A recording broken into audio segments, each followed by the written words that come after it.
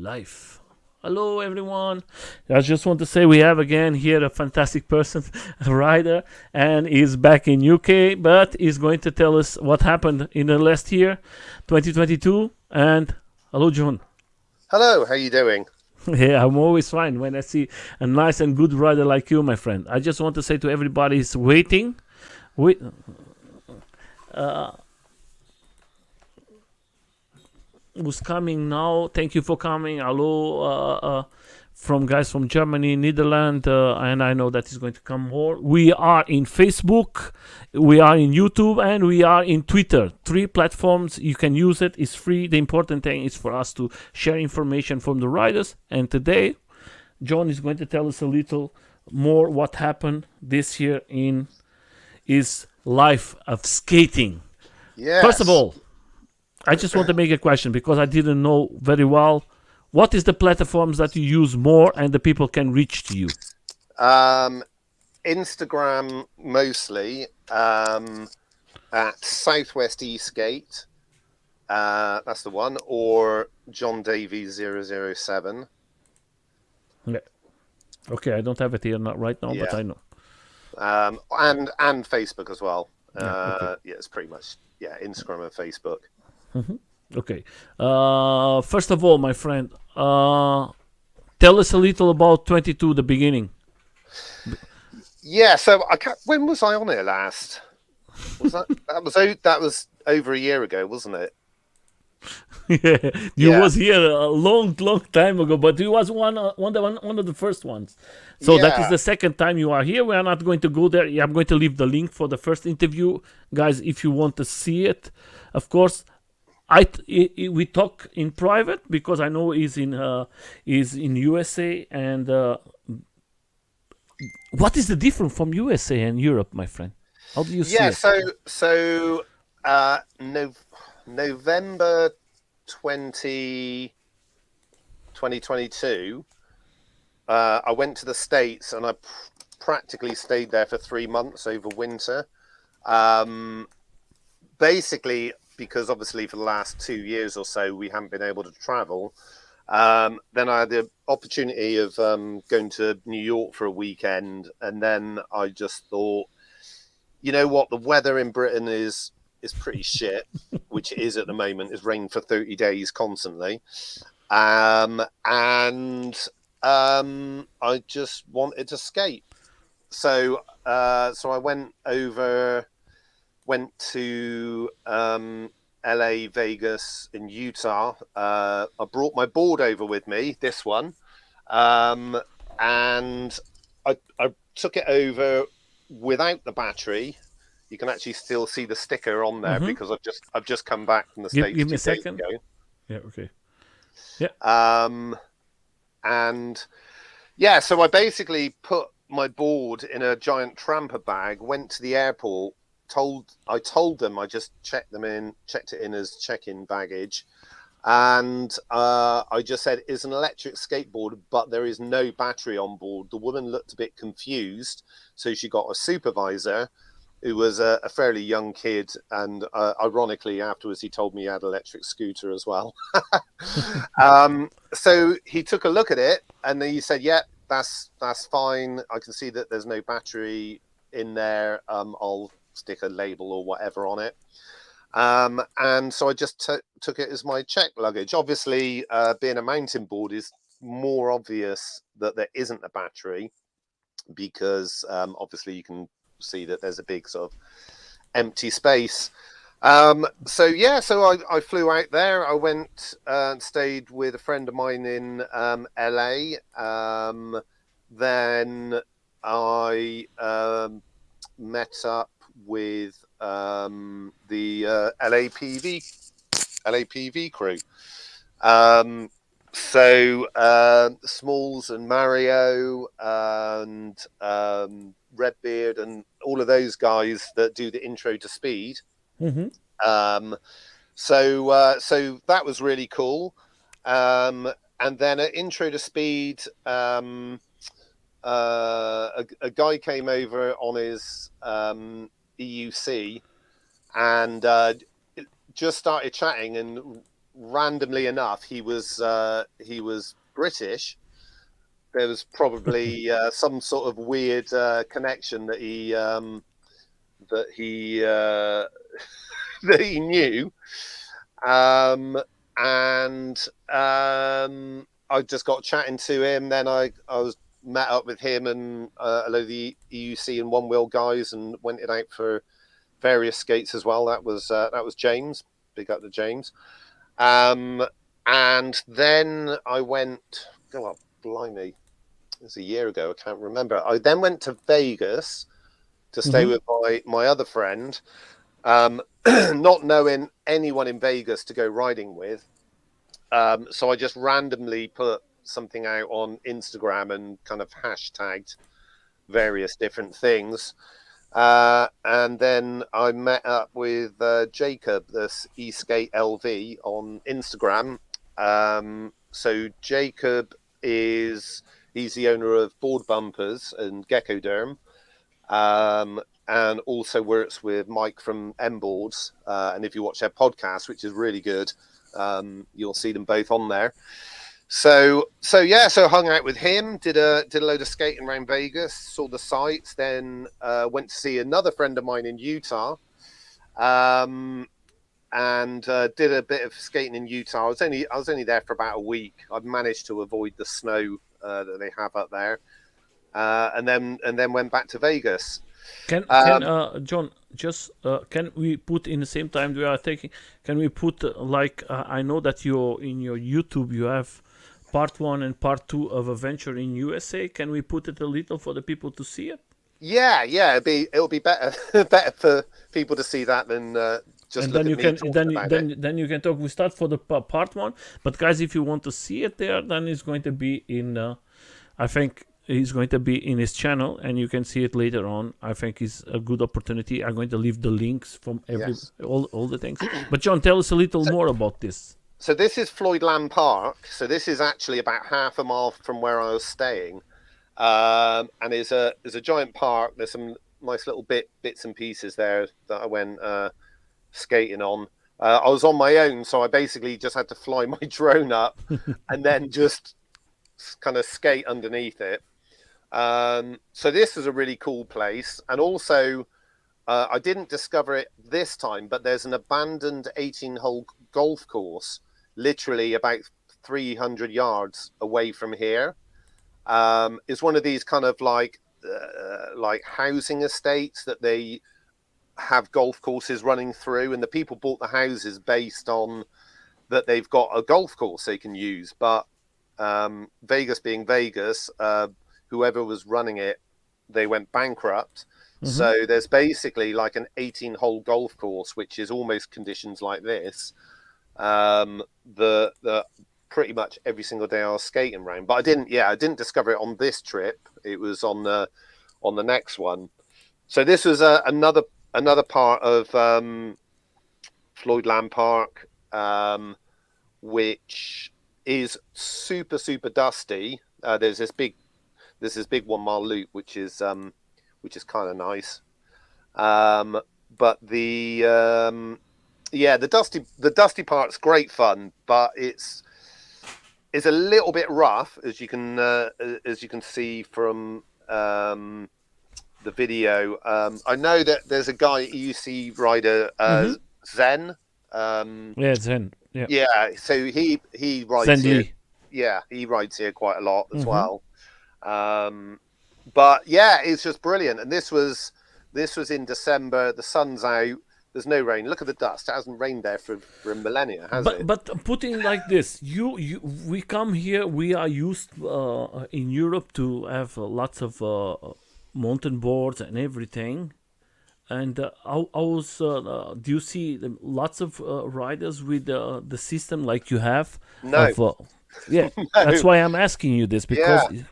Well, the thing is, this is pretty cool. You have all these washes. There's probably like 100 miles of these washes. Oh, and also a random Velo Solutions pump track in the middle of like nowhere, which was okay. It was a little bit sketchy for the board, but yeah, in the States, not that many people, especially a year ago, actually had mountain boards, because most places you can legally ride on the road, and also as well the weather's good. There was no kind of incentive to have a mountain boards. You know, a lot of us all went for mountain boards because it meant that we could ride on trails and off road, and obviously it's illegal to ride in Britain. That's Jacob, actually. Ball Bumpers Jacob. That was his first time on a mountain board, which he took to really well, because he's a snowboarder. The shot's probably coming up now. I didn't tell him about keeping the throttle on if you're cornering. so I think he let the back go a bit light, and then he fell over there. But yeah, that was a stunning place. Now this, if anyone goes to Las Vegas, you have to go to here. This is Red Rock Scenic View. Is a 13-mile loop. This road is a private road, so cars pay to go on there, but we normally park outside and then just ride in and then sweet talk the guy on the booth. But yeah, this you know, as a ride, this place is just awesome. As you can see, the scenery is that is no words, my friend. I wish that we have this here in Europe, and the weather is killing everything. Yeah. So this was a pretty amazing. That was James, who also, there's James. He also works at M Boards. Sin City Skate is his Instagram handle. And Jacob as well. So yeah, this was just amazing. Just being able to go ride 12 miles on some beautiful asphalt and not even have to worry about it. The sun's out, beautiful scenery, living the dream. Yeah, I think. First of all, I just want to I want to say this. I watch most of your videos, and I think it's like for us here, seeing a guy like UK is a place that we have lots of mountain boards, lots of riders. You have Trumpers, you have now we have from Lee, and he's creating this new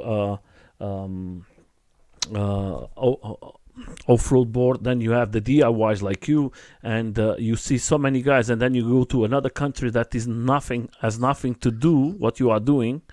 I know that you make some races with the guys from there with your type of board, and I know one of them you was two or third place. Yeah, I came third in the novice. Place, I think. Yes. Yeah, it was three out of 4.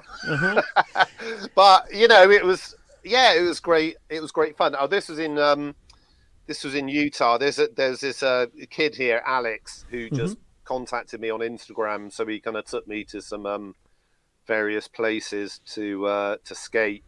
But yeah, like I said, we were quite lucky. You can still see there's a bit of snow up on the mountains, but there was a slightly warm period. There was snow either side of the week that I stayed, so that was good. But yeah, I only saw one other guy when I was out there with a mountain board. For the life of me, I can't remember what his name is, but I know that quite a few more people are actually buying them now.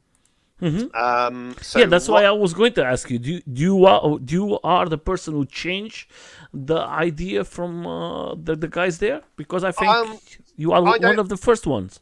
I don't know. Maybe there's more people that ride mountain boards that I don't really know about. But so Jacob from M Boards, he built a mountain board, and I think they're building mountain boards out there now. Ryan, RB Motion, YouTube. You know, I saw him last week riding his mountain board that he's riding. And also there was a kid called Tucker that I met at Intro to Speed when I went back in October, this October just gone. He was riding an Evolve, Okay. And I said to him, I said, "Oh, have a go." And and he's like, "Oh, bindings, is Yeah, always that, that's. yeah, the B word." And I was like, "No, no, just put them on." I said, "Have you snowboard?" Because I generally say, "Have you snowboarded?" And if they say yes, then I'm like, "Right, okay, we'll treat it a little bit like you're snowboarding." And then he was right. He was going around the course at the dam on intro to speed, and I just saw the smile on his face. That the smile that people get. Hmm. And then a week later, he'd gone out and he'd bought a Cali board with Hmm. bindings, an XL2 with bindings, and also a battery pack on the top as well. Hmm. So, like, literally within a week of him riding mine, he'd kind of gone out and, well, it is almost a mountain board. Obviously, there's a battery on the top and Yeah. bottom.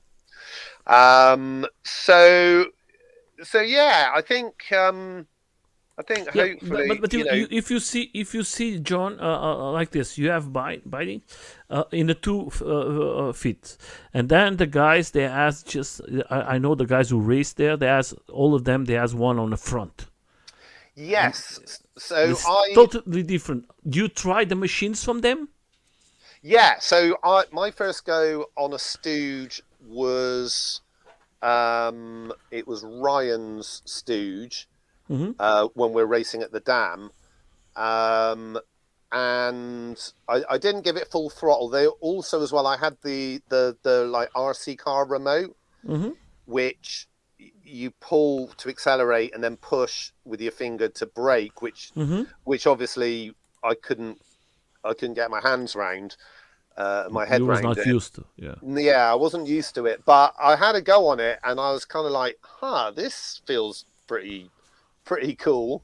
Hmm. That was back in October. I did come home for a month and then went back out again. And Joe, SoCal legend, he's now got a Yeah, Stooge. And yeah, and I rode his and absolutely loved it. yeah. It's The it's let. like everyone that rides it or owns one says it's not like anything you've ever ridden. So it's difficult to explain. But yeah, the single toe binding on the front works perfectly because you kind of got the little lip on the back. And it's strange because the trucks are loose but stable. So it's kind of unusual that the trucks will do this, but if you're doing high speed, they they're just stable. Stabilize. Not like a double kingpin that if you Hmm. start doing that, Yeah. you'll get in trouble.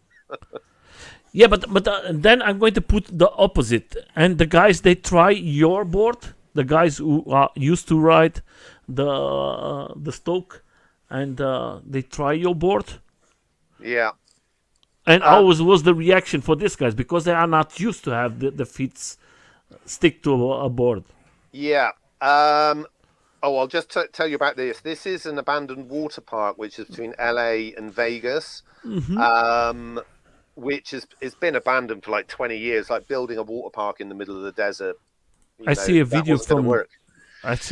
John from the legend. He has made it. Yeah, yeah. So this is great. This was a lazy river that did have water running all the way through it, which makes for a really really nice racetrack. So me and Jacob went there and tore around it. Sorry, what was the question before I interrupted Yeah, you? no, it's not a problem. It's okay. I'm just want to know how was the reaction for these guys because I see that we have so many different styles of riding from USA to us in Europe, and we are used to have like you are used to ride with your bindings, and the guys Yeah, from America they are used to ride just with the front one, and yeah. is Well, not completely the completely bind. They just have the front where they put the front of his feet. yeah. Well, my first ever go on a mountain board was at the Evolve race competition in Devon, which Hmm. was 2019. I want Hmm. to say Yeah. the off road one, and Yes, in UK. yeah, and I had a go on Kieran's Tramper, and I went about 4 feet and just fell over because I've been riding Evolves for like 4 years, Yeah. and immediately it was different, and I was like, I just obviously it doesn't click, but obviously the more you ride it, the more you get used to it. Like I said before, I think people that have tried my board that snowboard, it clicks with them straight away. Ooh. There you go. That's what you get. That's what you get for riding on sand. That is cool. That is always good. Always good to see. Uh, so I'm going to ask you something. It's like this. I see most of your videos you are a lone rider in USA. Yeah. We see lots of videos of group rides and everything, lots of people riding. I think most of the people who ride is just in a city. We don't see, if we have here in Europe so nice places like they have there, because there are so many places they can use and create events. And Yeah. I'm not seeing, is that like, I'm going to put it this way, is this areas what you show, is that you cannot use it, you cannot make events in these places where you show, or that is free for everyone to go there? Well, if you actually, do you want to play the second part of the YouTube Yeah, video? I'm going to put it now. Yeah, That's why. because I can then talk over it, because Yeah. all of this stuff is pretty much in LA. Oh, the last bit was me skating to Hoover Dam. So this was actually pretty cool. This was the road or the trail that they used to basically make Hoover Dam. Okay. So all of the construction material went down this road to actually make for the construction of Hoover Dam. Yeah, it was bonkers, like Yeah, these that is bunkers. big, That is big caves with a shipping container through it. But again, the trail was okay, but again, having a mountain board is great. I just kind of fly through it. The trail then spits out in a parking lot, literally, which is kind of fairly bizarre. Which is good fun because you can kind of bomb the car park. And then I just just rode across Hoover Dam. Had to do it. Had to be done. but putting this way, before that we go like this, how was the reaction to everyone? Because if you see here, everybody's looking to you. I think most of the people are surprised for an electro device, because I was not expecting so much people. I think we see like big cities is lots of people riding, but Yeah. outside of the cities we don't see so many people riding. No, it depends on the area that you go to, and also it depends on the people, because some people don't bat an eyelid, and other people are like, "Oh my god, I've never seen anything like that before." So this was the Evolve Christmas ride from Carl's. Well, it's just outside of Carlsbad, where Evolve shop is, Oceanside, which is beautiful, absolutely stunning. But as you can see, everybody just tends to ride on the roads there. It's not necessarily a problem. This place is basically kind of halfway between LA and San Diego. It's probably a bit closer to San Diego. This was great. A whole bunch of people with a whole load of different types of boards turned up. We got dressed in costume. I'm wearing you can't really see it, but I'm wearing a T-shirt saying "Ho ho ho, I have a machine gun," which is obviously a Die Hard reference. And I found some water, so I thought I better ride through the water. But yeah, I think especially in LA, because one wheel obviously is massive in California, and especially in Los Angeles. So probably the majority of people that I see ride one wheels. Okay. Yes. Yes. And then here we go. So that is nice. Yeah, Sepulveda Dam, which is in Los Angeles. So this is where the guys do Intro to Speed. This is nice here. How was the sensation? It's beautiful. Again, now this this is actually private property, and what we're doing is technically breaking the law. But they've never been moved on. A few times the cops have turned up, but I think especially in Los Angeles, this is a very, very, very minor problem compared to some of the problems that they have there. So as long as it's people not like drifting cars or anything, they pretty much kind of just let them carry on and do it. But John, how the people take care of you? As a guy is not from there, a guy comes from other country with a machine has nothing to do with them, because they ride very fast, they are faster, and then you came there and you have this surprise. I was very happy because I see a guy from Europe that takes the third place with these guys, because they are very fast, and they are always riding. Every weekend they are training, and then you come there and you make it a third place, and I was like, ooh, that is good for all of us. Yeah, well, the board I was riding was a Tramper Holy Pro, which is probably the least the least wise choice for trying to race something, because the entire board, once you get over 20 miles an hour, just kind of just does this, it flexes. But yeah, it was interesting racing. It was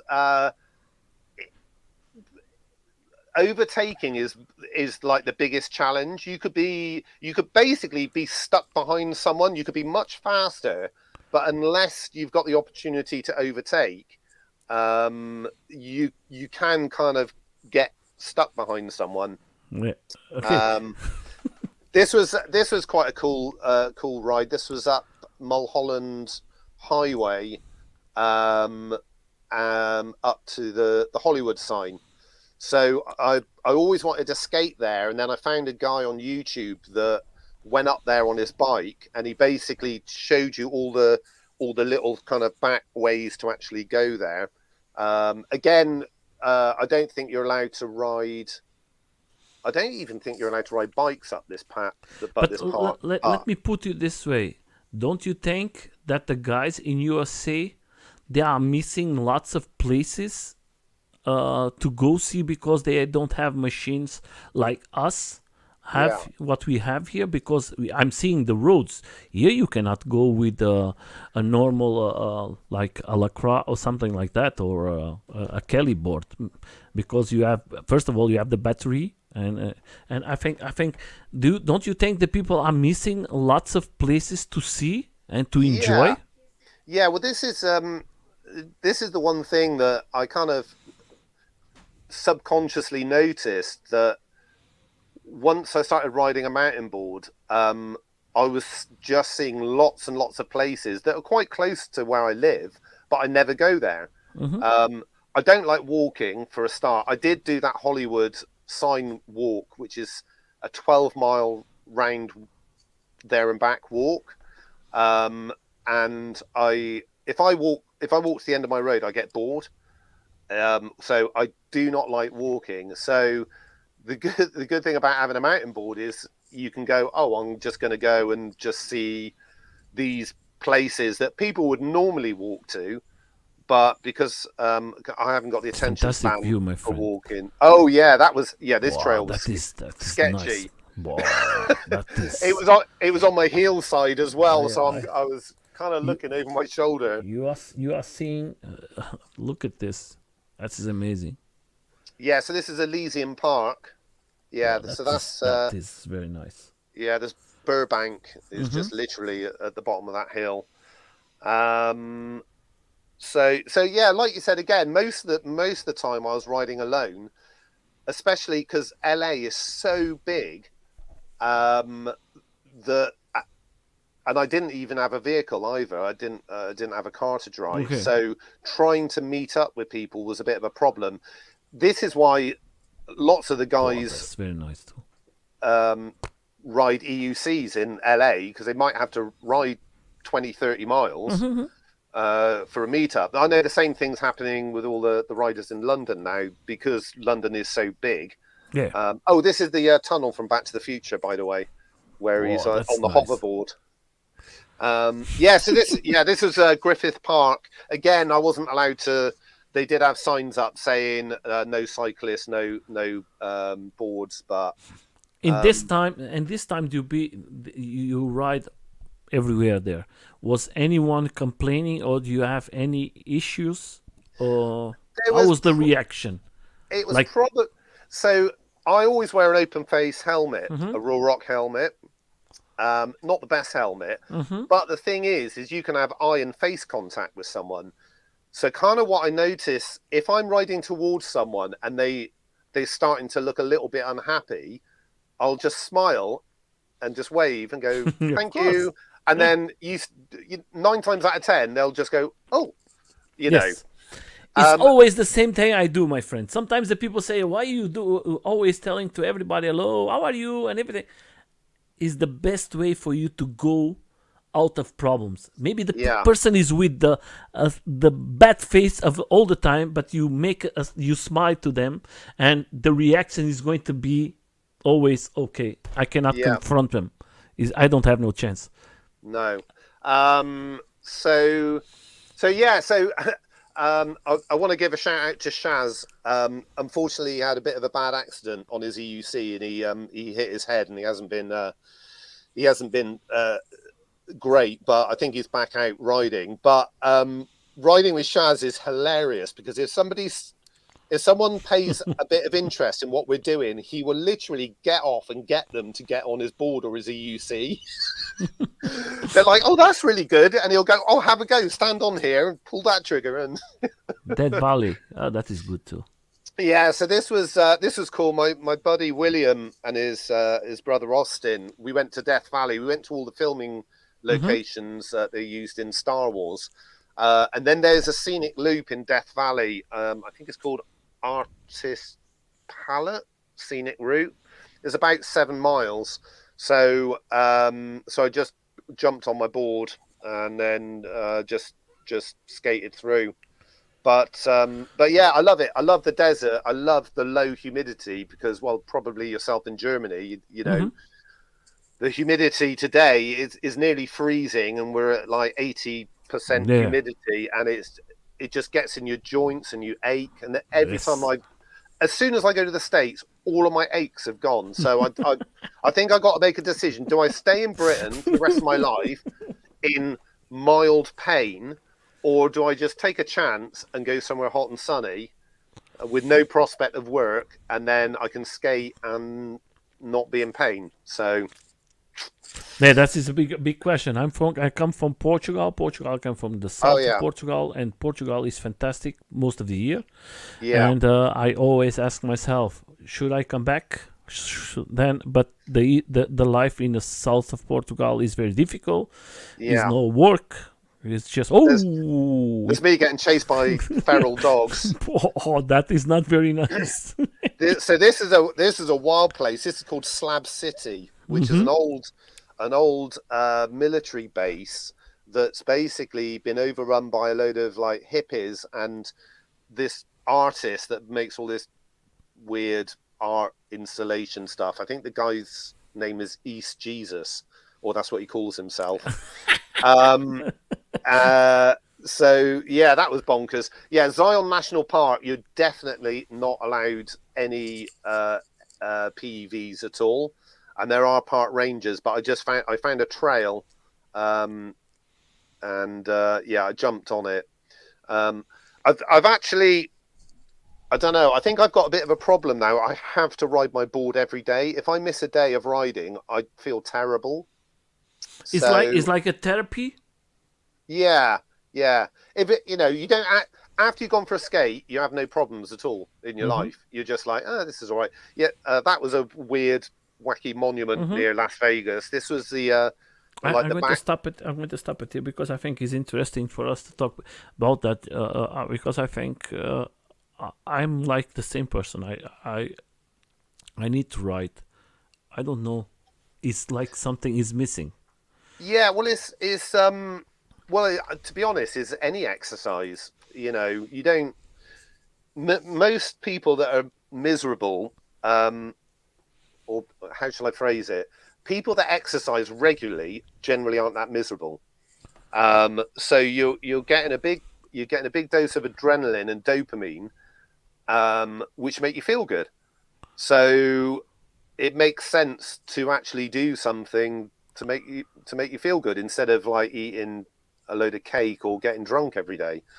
Yeah, So yeah, I know what I mean. I know what I mean. You need it, and yeah, you get used to something that is like you. I see that you are most of the time a lone rider. I'm a lone rider in Germany too.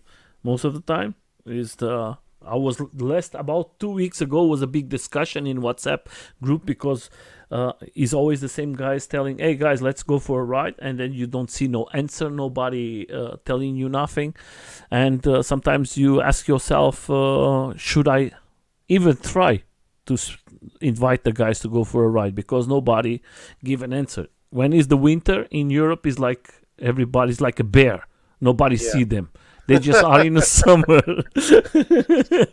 So we've been riding a lot in South Wales with the Carve Wales group now, which is fantastic. There's some absolutely stunning, amazing places to ride. Unfortunately, Wales has kind of got a habit of being very, very wet a lot of the time. But especially last summer, it was absolutely beautiful. So James Matthews generally organised a lot of the rides, and the two marks and a load of other people come out, and there's some absolutely fantastic places to ride there. If you actually go to my Instagram. Wait a second. Which one? The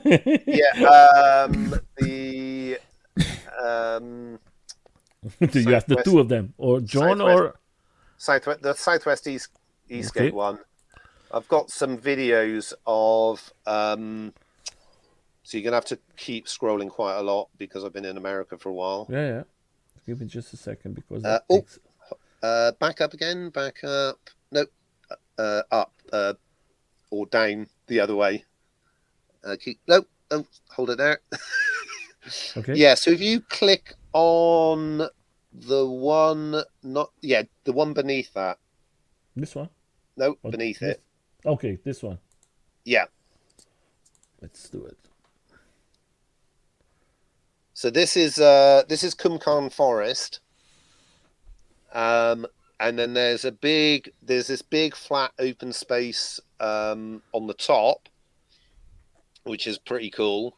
The grass is always nice and short because they have sheep and cows up there. Mm-hmm. So we can just kind of whiz around, fly around. I've got to say the Welsh people are generally really, really nice. Any ones that we actually... there you go. Road to Wales with John, about 30 others from London. Oh, yeah, I'll find that video as well. Yeah, all of the London crew came down as well. And we were going to show them the sights and sounds. Wales. So there's also like there's also, again, a private road that you pay to drive your car, but is a scenic loop, which is about 6 miles. So it's actually the video next to it. It's the one to the right. To the right? Okay, one. Sorry. Yeah. Sorry.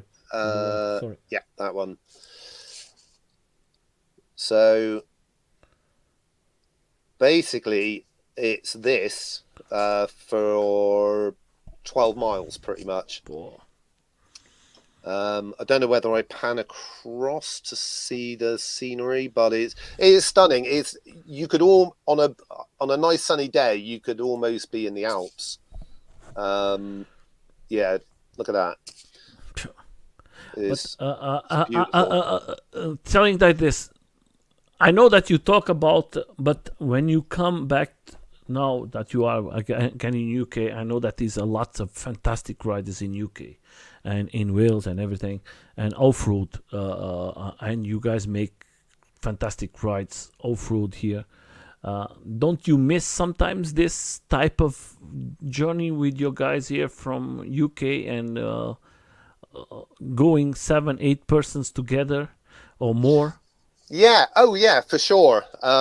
However, I know that pretty much rained constantly for the last month, and I don't really think many people have been out. I've seen a couple of posts and of people's mountain boards, and you can't even see the mountain board anymore. It just looks like mud, which is kind of hilarious. But yeah, I'll be back out riding with all the guys soon. What is your plan for you to stay now here? You planning now to stay longer? Yeah, or? well, I need to earn some money because I haven't earned any money in about 3 months. But you know what? When I'm on my deathbed, I'm not going to say, you know what, I regret going to America for 3 months skating every day. So it's expensive, my friend. USA. It is, but I basically stay with friends, and like most Americans, they're super generous. And being British, we feel guilty about everything, so they're generous. And they're like, "No, don't pay for anything. We're paying for you." So yeah, so there's this weird thing, and I'm like, I'm kind of feeling like, oh no, I've got to do something. We're British. We feel bad about everything. If you keep on scrolling, yeah, that's that way. There's probably a video with all the guys from London that came down, which is gonna be. Keep going. We keep going. No, sorry, the other way. I think I've missed it. It would have been in the summer. Basically, we had a big meetup over the weekend, and we went and rode Cheddar Gorge, which was this one. Yeah, that's the one there. Wow, that is nice. Yeah, so this is fairly local to me. It's only about 30 minutes from where I live, and there was about why so many cars? This is just a road that just goes through. There's lots of persons who come and visit this. Yeah, so Cheddar is where the cheese comes from. They make the cheese there, and they've got the caves, Wookiee Hole caves, and also just this kind of beautiful view. So yeah, there was about 30 of us. But my question, I see lots of EUCs. Is like today the EUCs is bigger and bigger in the UK too? Yeah, especially in London. Because that's easy to go to to go to one place to another and to travel and everything. Yeah, it's just it's having the range, and also they're easier to escape from the police on as well. Yeah, and it's easy for you to put it everywhere. You can put it in if you go in a bus, you can put it. You're not going to use it like us. We have to go with a board. And yeah, well, they've banned all PEVs from. Yeah, I know, because of this burning something has burned. Yeah, something. You get one thing that catches fire, and then it ruins it for everyone else. And then I'm going to come to another thing I think is important. Is in UK, I think the guys are doing a fantastic job. Was the second year, and I would like, first of all, before I share this video, I would like for you to talk a little about this. What was the experience? And for the next year, I know they're going to do it again next year. How do you see this event? Because it's coming more and more as a big event. Yes. So EBIT is an electric mountain boarding competition, an event that's held at a place called Bugs Boarding in Gloucester, which is a mountain boarding centre. So obviously, a lot of the best mountain boarders all started riding electric skateboards. So you got the Brind brothers. You've got Eamon Shaw, Sonny Dibben, all of those guys. So we basically did an electric mountain boarding event, or they did the electric mountain boarding event, which was amazing, and it was just great to get all the guys together to literally just tear it up. And also as well, it's nice because it pushes you. It's like it's good to go out on a ride with more experienced riders because you kind of know your limits. But if you go out with someone who's better than you, it then pushes you a little bit more. So this was great that you're actually physically competing and racing against people. And we have the finals here. Let's talk. I'm going to put the video and let's talk a little about that, please. How was the experience in a final? The final. Well, I wasn't in the finals, but I filmed it. But this was great fun. I think this track probably made us smile more than anyone else. Mm-hmm. Is just a twisty turny track. And the surface, because it was so dry, it was just dust. So everybody's sliding around all over the place. And they changed the position a lot. Yeah, so there's this hairpin here, which was terrible. Uh-huh. You know, everyone's just hopping around it because you can't get any traction on there. And then you can kind of everyone nearly flies over on that corner. You can kind of open it up a little bit. But yeah, this was just brilliant, absolute brilliant fun. Everyone that did it just had a blast, such a good time. But that was not just the event. It was more than that in the event for the people to understand it. Because I see lots of kids, lots of families, lots of and you have tricks and you have so many things, freestyle, everything is included, and that is in a special mountain. To make lots of sports. Yeah, I've not. I'm ashamed to say that. What did I? Oh, I've done a video on Instagram, but I think I've turned it the wrong way. So you have to turn your phone. Mm-hmm. But I'm sure I did a highlight video somewhere. If I can find it, it would on that Facebook page. It would literally be the post next to it. In a Facebook? Let me see in a Facebook. Oh, no, you have to go through the feed because I've shared it, unfortunately. I don't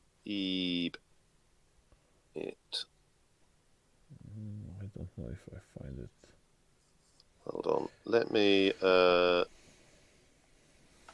This was good too. This is long ago, but this was very good. This is about 2-3 years. Yeah, that was a good meetup. Yeah, that was one of the beginnings from the group, huh? Oh, okay. Yeah, I've got the link here, but yeah. The whole video sideways because okay. You know. Let me see. Try to send me. Okay, I'll tell you what. I'll try and find it on. You can keep talking. I'll try and multitask. I'm going to try just before. I just want to talk. First of all, I think this year is going to be lots of events, guys, and I think we need more support, more people. Come along now. So yes, I'm going to try to come this year, but the big problem, I have to go to Scotland. Scotland is going to be a big event of one wheels. I'm going to be there too. It's going to be Float Life. Float Life. Let me see if I find it. It's going to be a very big event, and I think that is going to make. Is going to be good for everyone. Let's float. Okay. Yeah, float. I found the video now. So just for you guys to see it, this is going to happen in Scotland. This is organized for the guys there. It's the first time. If you guys want to go, that is from 23 to 25, and. Just go there and enjoy it. I think it's going to be very good, and I'm going to be there. The rest, I will try my best to go. Okay. Sorry, did you hear a bunch of music come through then? Yes. Yeah, sorry about that. There is no problem. It's no problem. Bloody Facebook. I'll click on a video Yeah, and Jens. Yeah. I can't silence it. But if you click on this link, this is just a Okay, little. that is a the short, one now. Okay, let me Yeah. just put it in the other side. That's just a short video from Yeah. from eBit, a just highlight watch it. reel. Give me just. So what Yeah. happened was we used the downhill mountain board course as an uphill. So there's Eamon Shaw, who's I don't understand how he can do things that he does, but he's got some skills. I love this guy, not just the way he writes. I love the way he writes. Yeah, but what I think, Biren, there's Biren flying up there.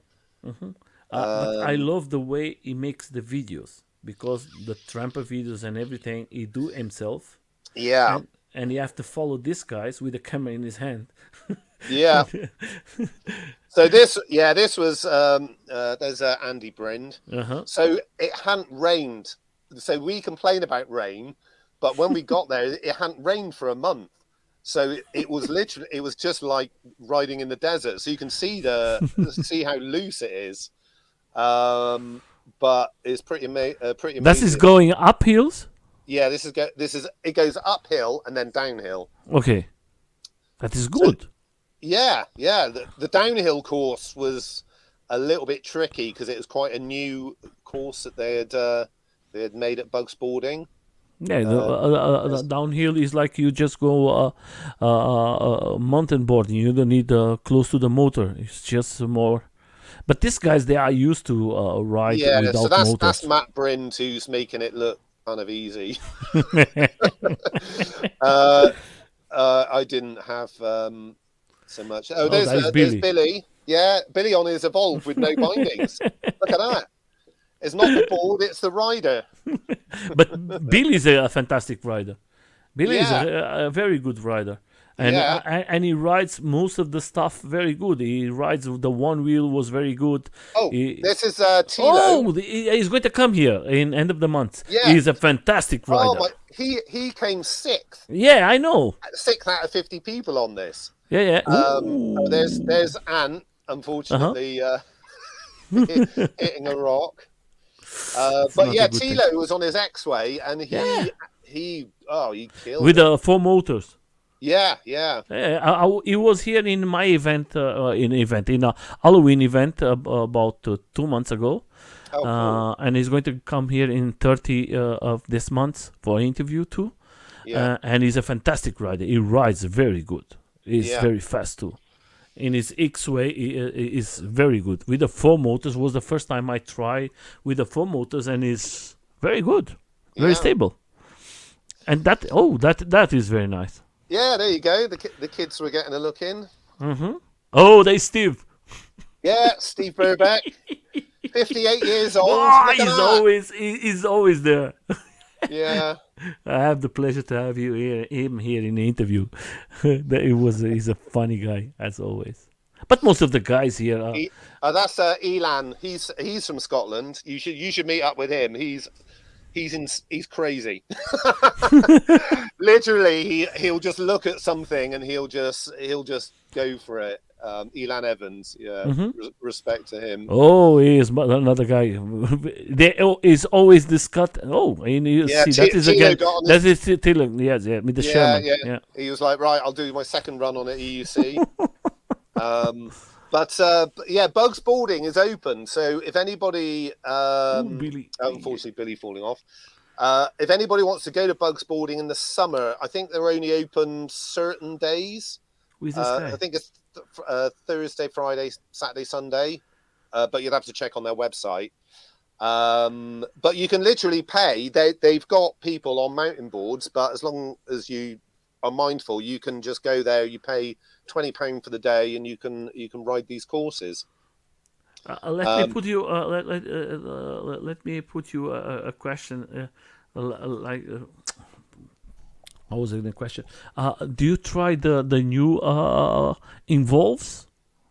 Do you try it? Yeah, the the Haiti. Hadean. I tried. Oh, there's Biren, unfortunately, Ooh. taking a spill. Yeah, I tried the bamboo And Hadean. how do you see it? Any difference? Yeah, it's the GTR had that funny noise that it Mm-hmm. made, that Yeah. like that. The Hadean doesn't do that. The new bamboo deck isn't really nice. The old one was a bit Yeah. kind of Yeah. floppy. But yeah, I was yeah, super impressed with that. Because I have here four involves now. I have four involves. I stopped buying involves. I prefer other types of machines, but I try it very fast here in the event the new involve, but that was very fast. But because we don't speak so much about involves in the last years, uh, uh, uh, is something I didn't know if that is better or not.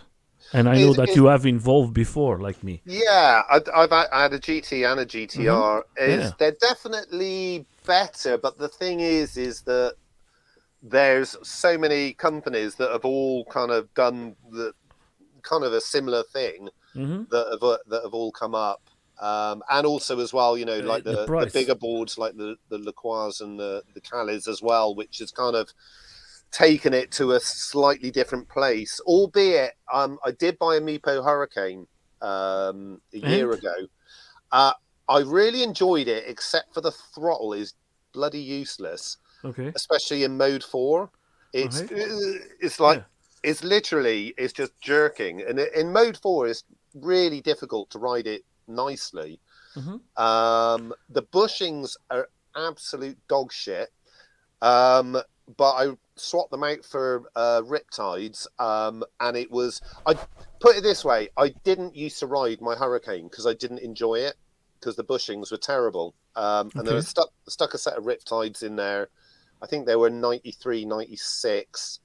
And then I got back on it and I was like, oh yeah, this is what you're supposed to do. So literally just the bushings just made a board, I would say, not unrideable, but unenjoyable.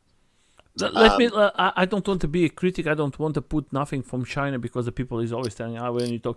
But it's like this. We're seeing X-Way coming with this new battery on the top that you can put it extra range and everything. Do you think the companies from China we can start to trust them more, or you think they need well, a little to step up a little the more? the products are a lot better. I wouldn't say perfect, but the biggest downfall is the customer service. Yes. And I know that people haven't been overly happy with Meepo's customer service, but the biggest problem is that is like if you want a spare part, a lot of the time they have to be shipped from China. So when I bought my Hurricane, I got that from Tim Wood. I was only getting like 12, 13 miles, and I'm like, this isn't right at all. So Tim said, "I'll take the board apart," and I took the board apart, and there's a little circuit which is so you got the charge port and you got the Mm-hmm. wire, and there's this little circuit board, and then it goes into the battery, Mm-hmm. and the circuit board was actually put in the wrong place, and it was mounted by the ESC and the Mm-hmm. heatsink, and it had melted. Oh. So it was very kind of Tim. He basically ordered me one, but it took 2 weeks or something to come. So it's one of those things that it's that on paper, and again, looking at stuff on paper, 12S 4P double kingpin, the acceleration on the Meepo is insane. Mm-hmm. On paper, things look good, but it's the feel at the end of the day. Like I said, with those bushings, they're absolute. They weren't even like rubber; they were like plastic, Mm-hmm. and Okay. if you stood on your board, it would kind of stay in that position. There was like no spring back.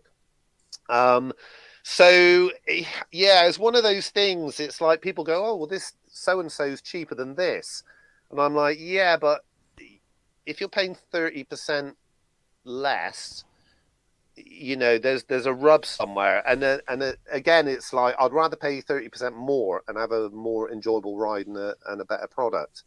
That's what I ask myself. Sometimes the people are upset with me, like Till. I talk with Till. I know that he likes the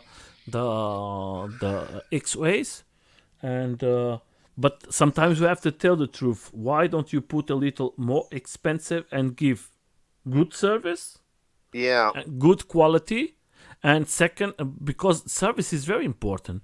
Because the big problem, like we're going to talk, like the big problem from boosted board and the big problem from one wheel in USA, in Europe, was because of service. You have to wait 3-4 months for a board that is have to fix. When you see is your warranty is not anymore there because you wait 4 months to receive back your a fixed board. And yeah, that's what I see from China boards. Is not because I don't like to have them. I think they have to grow up and say, okay, we have to put a little more expensive, give more quality, and important thing, we have to do something in Europe. But I think they don't do nothing in Europe because it's like the EUCs. The EUCs, if you see, comes the EUC out, you see the guys from China showing the videos that everything is perfect, everything is fine, but they don't have no service here. yeah, And when you have a problem, you are stuck with the companies who sell it, and they cannot do nothing. yeah, And then you pay because today we have to talk about the prices. How much we pay for electro device? Electro device is expensive. yeah, yeah. It's interesting because people will ask you how much it costs, and they're like, well, I could get like a super bike for that sort of money, secondhand super bike. But the thing is that it's like if you mass produce, 250,000 items, the price is going to be cheaper than if you mass produce 5,000 items. And obviously, the big expense with it is the battery. That's the kind of the big lump of cost. But it's I understand, my friend. But you have to think like us. We have, like you, my friend. You have a machine in your hand. You was in USA. You go there without a battery. yeah. So I went there without a battery. I made a couple of inquiries with people about trying to hire a battery. Yeah, you talk with me. You tell me now. So do you know anyone can make batteries? But then I couldn't find anyone, so I bought 2 LiPo batteries, 2 16 amp hour LiPos, which is like 12S4. The only problem is the LiPo charger that I got was a 2 amp charger, so it would take about 7 hours to charge it. And I'll do a show and tell. Yeah. Okay. However, James that I go skating with in Wales, he was like, "Oh, just wire a BMS into LiPos," and I was like, "I didn't even know you could do that." Yeah. So I'll go and grab it. Yeah, it's okay. So for everyone is out there, this year is going to be lots of events. If you are in Europe, I can tell you now, there is some events I can share. Say some events is not 100% that is going to happen, but I know that Float Italy is going to be from 26 to 28, and if you go to X race in Czech Republic, is going to be around 18th of July to beginning of August. If you go to Float Lives, it's going to be in September. If you're going to be, there is more events. I can share it later on, but there is going to be lots of stuff happening in Europe. If you guys are close to maybe your country, if you have any events you want to share it, leave it here, and we put it for everybody who wants to share the event is going to happen in Europe, and it's very important for us to work together. That way we're going to have more riders there. So my friend, please. Cool. So yeah, basically, I just used a BMS with a splitter cable. Mm-hmm. You'll have to forgive my shoddy workmanship, because the thing was, my batteries and my box for my battery was in the States, so I had no idea how it was going to fit in there. And I literally did it about 3 days before I went. So Wow. security didn't stop me with this in my bag. But so that is not a problem. Yeah, that was great. I took my 10 amp charger over there so I could charge nice and quickly. Now, this morning, I got my charger's got a 110 and 230 volt switch on it, and I plugged it in this morning, and I forgot to put it back onto 230 from 110, and it just went bang. So I don't have a charger to charge my board. So I'm like, hey. So there is a question here, and also can you ask them? The trick is building for his enduring friend Bob. Oh yes, so there's a guy. If you go back to my Instagram, Yeah. Give me a second. There's a good friend of ours, Bob Smith. So if you all right, yeah, he's wearing the yellow on the EUC. There you go. So that's our good friend Bob Smith. Originally, he was from Utah, and he lives over here now. Mm-hmm. So I met him probably 2 weeks to him e-skating, and he jumped on my 4-wheel drive and just rode it like better than I did. But he grew up in Utah, bombing hills on skateboards and dirt biking and everything. So me and Bob go out quite a lot. Unfortunately, Bob had an accident on his EUC. He was going down a road, and there were parked cars on one side, and because he saw a car waiting, he went down, and at the last minute, the car pulled out. It broke his femur, his tibia, and his fibula. So he's got a titanium rod in his tibia now. Wow. So he's been off of a board for like 6 months now. But we basically are going to build a drift trike this week. So at least we can get Bob back out riding again. So I bought a drift trike. Have you seen the Tramper drift trikes? No. Yeah. Of course. Yeah. Now it's coming. That is another thing. Is coming very, very, very. Lots of people is using that. I was looking. I was looking to Billy. He has one now. Yeah, Billy's bought an insane thing. I was looking to the guy. The Colorado is using. Colorado Caddy. Yeah. He's using a lot, and that is coming like something new for the PVs. Yeah, it's kind of a bit wacky, and also as well the rear axle is about 1 meter wide, so it's not entirely practical. But how are you using? Are you using the on the front motors, because there is two types? So you can either have the motor on the front wheel, which is like a normal bike hub motor. Yeah, I ride this type. And then you can either have the two drift motors wheels on the back, which are plastic, or you can have pneumatic tires. So if you want to, with the front wheel drive, you have to have the plastic on the back. But if you have rear wheel drive, I'll send you there's a Tramper video so you can play this. Yeah, I see the guys from Tramper, but we can play it. But if you have the motors on the back, and obviously run it through your battery with your Vesks, you can basically just the guys from Tramper has the motors on the back. Yeah, you can just kick out loads of power. And guys from Tramper, I love these guys. They're nuts. David is fast. Yeah. So they are selling this, guys. Huh? If you want to. Yeah. So they demoed some of the drift bikes at eBit, but they're advertising on their website now drift trikes. And I know. I see it. I was go-karts as well. Yeah, I see. I see. I was in about a week ago seeing what is happening, because I'm trying to always see what is happening, and These guys are crazy. I know. What you prefer? I don't know if you tried. What you prefer? You prefer to have motors on the back or motor on the front? Or for off-road maybe motors on the back. On for street maybe the motor on the.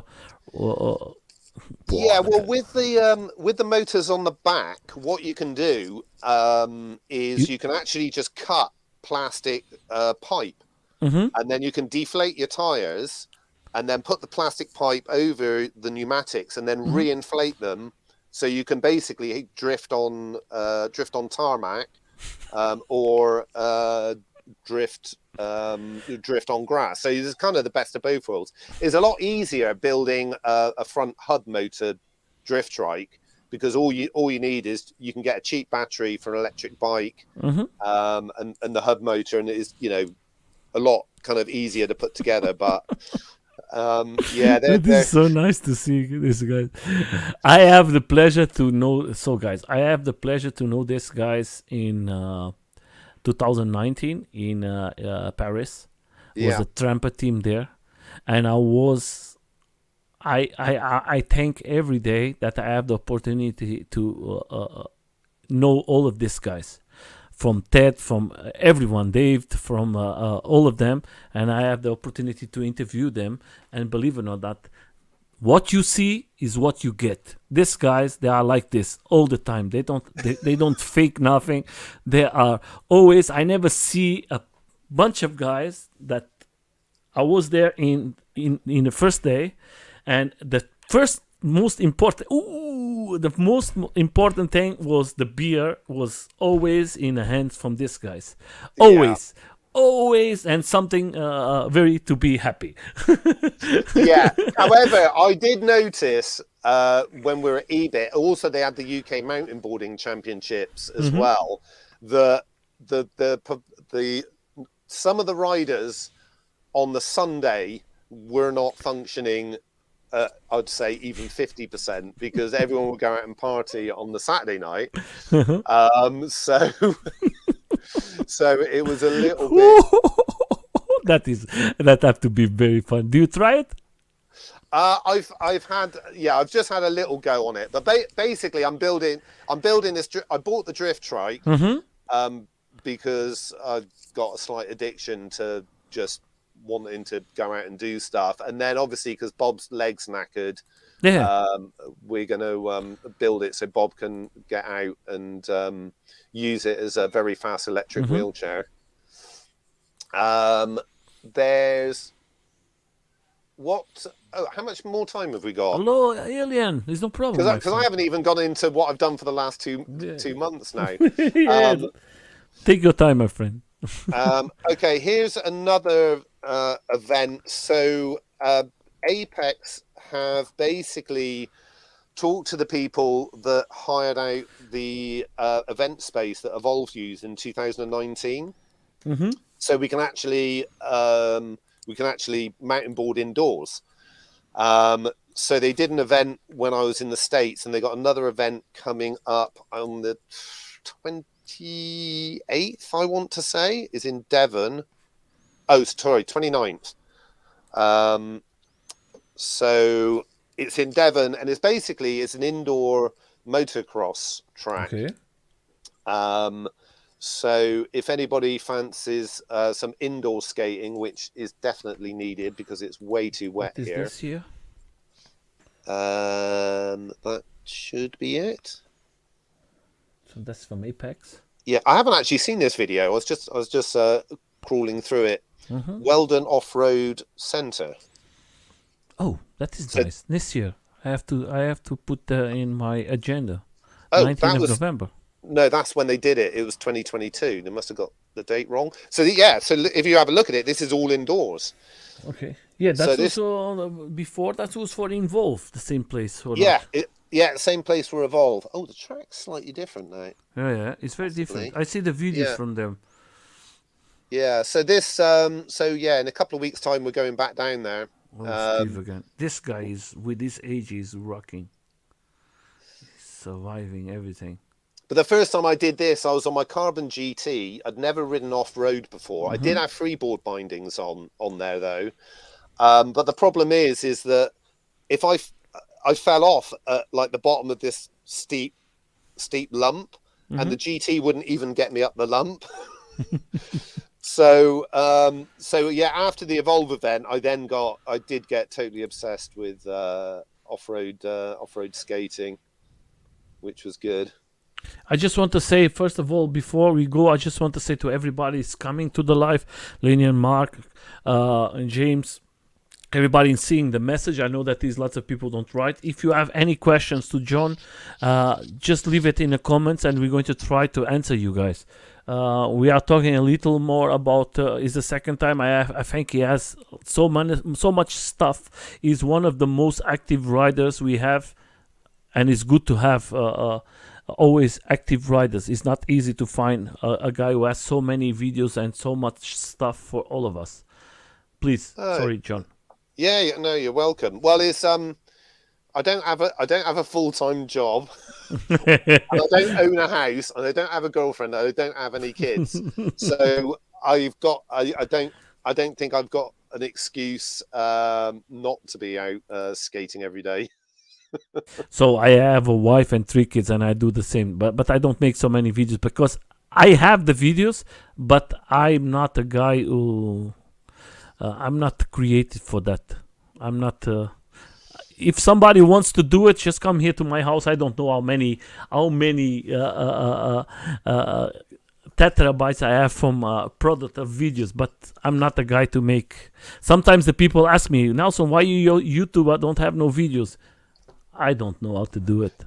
Well, my job is I am a cameraman and cinematographer. However, what I found was my earlier videos generally had way higher production value than they do now. But the problem was I spent all of my time on the ride filming, and then I wasn't enjoying the ride. So like literally everything I do now is just on my phone, and it's quite funny because people say like, "Oh my God, are you now in your van?" In my van? No, this is I'm in my garage. Okay. Yeah. Because Lillian is telling, but you have a nice van. Yeah, that's the other thing. That Do you finish, or is everything finished in the van? 95% finished. I had a bit of a problem because I didn't drain the water system fully, and then we had some freezing cold weather, and then my tap's leaking at the moment. So, that's not great. Also, right, let me try and find it. So if I go leave. So the big thing, albums. So guys, just for you is looking for something. I just want to say these questions is going to be answered now. Mark, guys, we are in Facebook, Twitter, and YouTube. The important thing is for everybody to see the interview. Don't matter where you see it. It's free. Nothing is just for us to have riders and to know them a little better.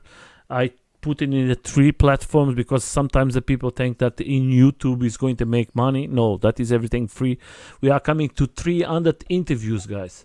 I hope that we achieve more than 300 interviews in 2 years. And all of them with riders, of course. Let's see. I think there is a question. My question to Jon is, do you know when the Clevendon Pet... the Clevedon Path along the seafront will be ready. I'm not sure. So where we live, we're very lucky. We've got...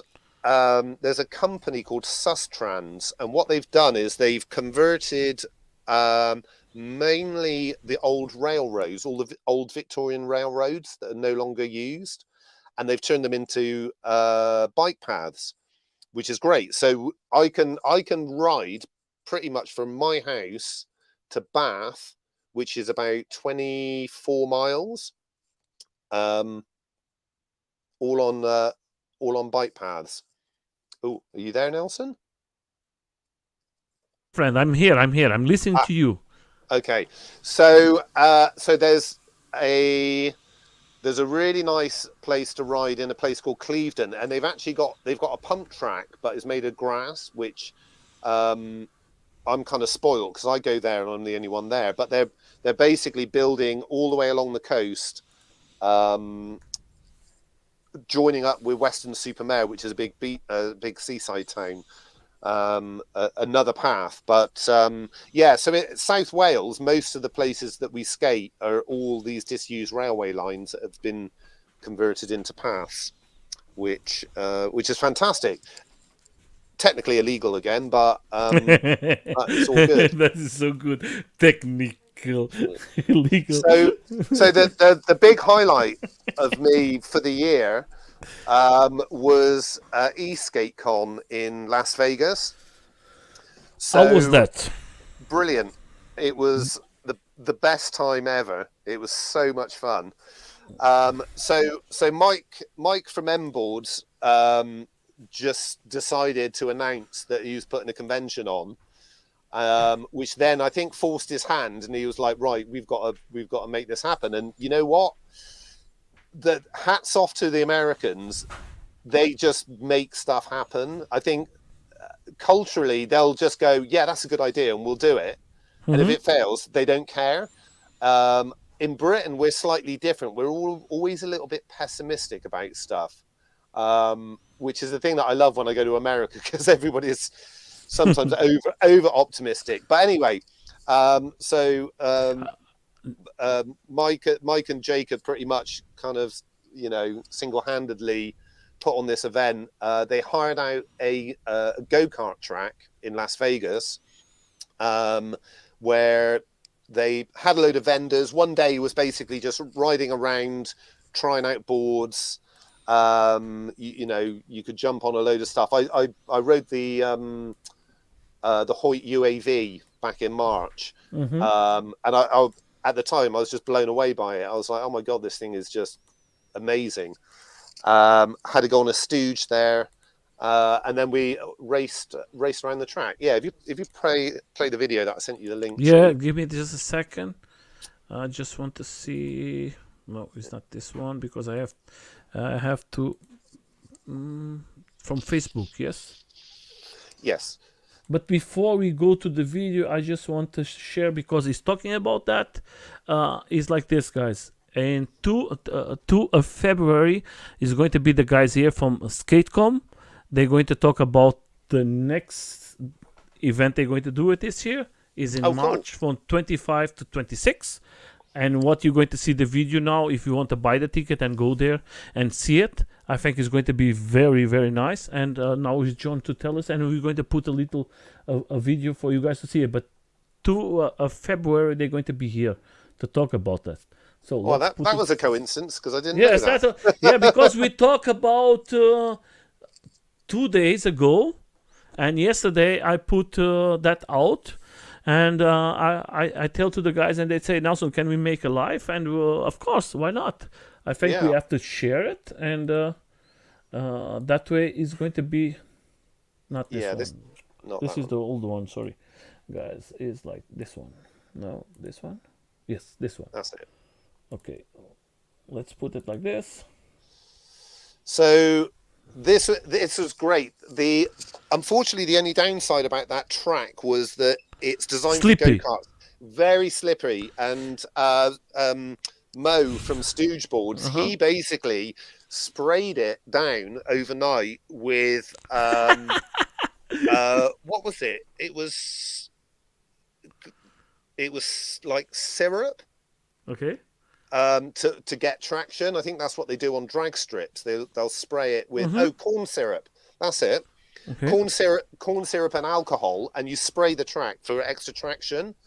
So admittedly it was a bit slow. However, it narrowed the field that everybody was actually going around at the same pace. And literally, there's Colorado Caddy. It's very good rider. Yeah, and the thing is if you came off, you know that guy there Richie Mhm. DeLonza. He's 58. He came second on a boosted board. Yeah. So so at the end of the day, it's the rider. The ride is So most of the time. yeah. There's And Richie. if you know Absolutely. your machine, my friend, was Yeah. was was uh, was different types of street wheels and everything, or because It here I'm was seeing is like Yeah, it's a bit of a mixture. Now the thing is that the street wheels actually did better than the urethanes there's because Mario, there's he's going to come here, huh, guys? The guy who is in the middle is going to come in 3 days here. is that uh, That is, this Brandon? guy is one of the best riders we're having now. That is going to come. Let me see if I can see it. It's going to come. When is going to come? Oh, here, Morgan. Morgan, yeah. So it's going to come here in 3 days. So we have lots of guys to come. Don't worry, guys. We have so much guys. If I have another guy who can help me, we make interviews every day. I have so much riders, guys. You cannot imagine. So Everybody wants to get on there. no, I think there is no. I'm very sad. You see, my English. My English is not the best one, John. I think when a guy who can is mother. I'm Portuguese. I do my best, but I think we need more guys who do this interviews to speak with the riders and speak with the people who love this sport. And most of the time, I just see guys who are just interesting to make clicks. And if that makes money, okay. If that don't makes money, they give up. I have Yeah, 300, close to 300 interviews, my friend, with riders from around the world, and I'm very proud because I know you guys today and I make so many friends. I would love to see one or two more guys doing this for love and showing that it's not the clicks, because the people who come to see this is the people who love the sport. The yeah, people who come and see your interview or later on, they love this sport. The rest, my friend, is just conversation. And if you are planning to win money with this, forget it, guys. I yeah, have dismonetized this here. I just put it here just to make. First of all, I make a new friend. First of all, I learn a lot from you guys because sometimes I don't know lots of things. And like you today, you are showing so much stuff for us to going to go to another place to see it. yeah, That's what the people don't understand. That is sharing. That is yeah. what is community. Well, the thing is when I went to especially Las Vegas, I didn't have a clue where to go. I didn't know anybody there. So hopefully, seeing my videos, if anyone's in Las Vegas, they can just hit me up, and I can show you. I Strava all of my routes on my phone. Hmm. So if anybody needs any of the routes that I've ridden, I can just send them the link, and they can ride it. Because a lot of the time is trying to find a good place to skate, and you might go out for a day trying to find a good place, and you'll waste the whole day and not find anything. So yeah. So it was just a good resource. And if anyone's coming to EskateCon, I think Tom Kilminster said that he might be Yeah, coming. yeah, Yeah. I was looking in his Facebook, and he's talking about I'm going to be there. I think it's Yeah. going to be lots of guys there this year. Yeah. Uh, Oh, yeah, definitely. Because last year, Mike, they just went, you know what, we just want to do it because it will just be great. mhm. And they didn't really have any idea about the amount of people. And probably 50 riders turned up. And then, Hoyt Street and a bunch of other vendors turned up as well. And again, like in the States, is super. Everyone's super enthusiastic, and they don't think anything of like driving 400 miles to go to an event, Okay. because the States is so big.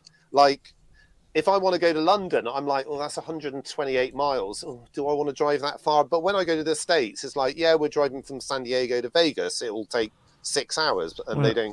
they don't think anything of it. So Yeah. it's kind of nice to kind of go, oh, you know what, having a a 2-hour drive is nothing really. Mhm. Um, And then he say he has a John. When you're spending so much time in the States, it, it seems like the seems is very similar. Are the simulators? Yeah, Is that well, the it's question, or is that no? That's not the question. It's just asking if there is some similarities to the. it seems like the scene. Yeah, well, it is literally in the desert. So like everywhere that you look is just mountains and desert and sand. Um, so that was cool. Yeah, the Stooge racing scene is it is super organized, and they've got like crazy timing systems that will time super accurately, and that they'll do like a uphill race events as well, which is Yeah, really yeah. cool. They have And uphill and downhill then later on. yeah, and then the Stooge board itself is I just can't explain it. It's one of those things you have to ride it. It's super stable and super carvy. It doesn't make any sense. Yeah, it's like in slow speeds you go super carvy, and then Yeah. when you go to top speeds you go to like a stability very good. I think the trucks made for Moe is very good. The idea is good, and now the new decks what they are organizing there, I think they are coming better and better every day. Oh, They are sorry about that. Facebook taking over. no, it's no problem. So I've just posted a link. This is Joe. So James, Joe, I just want to tell you the busted board I think was in second place or third place in the event. yeah, the boosted came second. Literally, Richie was out front, but he just slipped on one of the corners, like on the last lap. But Because if you see in the picture, that is Mario, that is yeah, Morgan, and that is the guy from the busted Richie, board. yeah, Richie, I think yeah, he's Richie, third place or third yeah, or second place. second, Okay, second, I think. I can't I don't remember know. which way round You they cannot see stand. it here. There It's was the same. a guy as well. But I He think was there is a different. I think that is, and don't forget that the Morgan is racing with the trucks from Moe, but the deck is from the Lacroix Prototipo. that's right. Yeah, yeah. That It's a that is a different thing. So here that hybrid. you see here is Colorado. Yeah, this guy is very There's fast too. Yeah, Ron. he's running. Yeah, and the other guy I don't know. Let's see. Yeah. Yeah, So there's here's another busted board. Yeah, yeah. maybe he's talking about this guy here So yeah. So because that that is a Metro board. That is like a DIY board with 4 motors. yeah. So I think it was this guy. He was riding with 2 controllers. Okay. Yeah. I don't. I don't know whether it was him, but there was definitely a guy who literally, I think it was like a boosted. Yeah, I think it was him. It was a boosted. He just knocked it together. It was 2 boosted boards. He had 2 controllers, and he was literally going front wheel, rear wheel drive with the 2 controllers. It's like crazy to control. Sometimes it's easy with one. It's not easy with one controller. When you have 2 controllers, then it's going to be more difficult. Just put another video here for us. That is, Yeah. you are with Joey. So Yeah. Joey, for everybody to know, before he was a rider for Evolve. Today he don't have nothing to do with Evolve. He's a free man, and he can do whatever he wants. And now Yeah. he's So that's So this was so Joe started doing Intro to Speed in Las Vegas now. So we basically just find even an abandoned parking lot. This was just a parking lot that was empty at the weekend, and we just go and set the cones out. And then Joe's I'm riding with my 360 camera behind me, and there's Joe on the Stooge. And that's James on the M board, the endurance, the 12 S8, which is crazy. That thing weighs about a pound more than my Meepo Hurricane, and with ATs you can get like 45 miles. But James, as a rider, he's insane on that thing. He's just absolutely bonkers. So again, at the end of the day, it is the rider. James rips around there at a speed that I'd never be able to keep up, and he's just riding, double But kingpins. that is not maybe because they are used to do lots of ridings, and they are used to ride in this parking places. Yeah, well, James actually rides to work every day on his board. Okay, that So, is good. and I found, because I've ridden for like 40 days in a row, my riding is totally changed and improved. My board's not fast enough now. My mountain board, I swapped out the Trampoholi Pro deck for a Bro deck, which is more stable, Hmm. but it's got a top speed of 32. But I'm on the roads in Vegas full throttle all the time now, and I'm like, yeah, I kind Because of got. I'm asking to the guys, and they tell if you come to USA and ride with these guys, my friend, you have to go to more than 40, or you're not going to achieve to go ride with these guys because they are very fast. Well, it depends on the ride. So a lot of rides, the thing is that if you have a bunch of people on like GTRs, you're not going to go mental. I think the more people there are in a ride, generally the slower you go. If there's only like two or three of you on a ride, and you all know each other and you know your abilities, you will be going quicker. Yeah. But they are going to be doing. They're going to be doing a massive group ride up the strip in Las Vegas that we did do last year. It was insane. There was like 250 people Hmm. all riding up the Vegas Strip. How was Um, the sensation? it was amazing, and then in hindsight, slightly dangerous. um, but it was brilliant. It was so much fun, and to be honest, Vegas is such a wacky place anyway.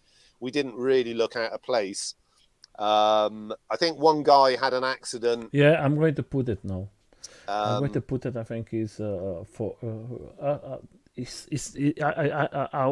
I was. Let me just change here. First of all, guys, that is a big video. I'm just going to put some parts, and the accident is not the important thing for us. yeah, That was the ride there. Look at yeah, this look at the guy. little go-kart. That thing ripped. That was so fast. How was the sensation riding with this? Because here you see all the types of PVs. Yeah, yeah. It was brilliant. Now, this was actually, they rode all the way up to the Welcome to Las Vegas sign, and then all the way. I think this is coming back again. Hmm. Yeah. So, and you know what it's like when you go on a ride. The time where you're going to have the accident is in the last 10 minutes, Hmm. because your adrenaline's either gone up or it's started coming down, and then you just start relaxing too much. Hmm. So the more you ride, the quicker you go throughout the ride. So they all rode up there, and then they all came back down the strip. They were all hammering down, doing about 30 miles an hour. And I think one guy, he either put his brakes on. I think he put his brakes on or hit some white lines, and then the back went out, and then he ended up busting his shoulder. So Yeah, but I was seeing because this guy is fantastic with the one wheel. uh, I have the it, pleasure to interview him. yeah, I watched the That's his interview. Christ, Yeah, yeah, and he's a fantastic as person and as a yeah. rider, and he's very crazy too. Yeah, I saw him doing the jump. He's jumping over the one wheels. That is another thing that they make in Sacramento, that they come in the weekends, all of them there, and make tricks, and the guy just say, I'm going to jump all the one wheels and everything. And it's like they don't want to stop. But how was the reaction from the police, from everything? Because Las Vegas is not just a place, it's very busy and everything. Seeing so many people riding, oh, she is very good riding. She Oh is yeah. fantastic.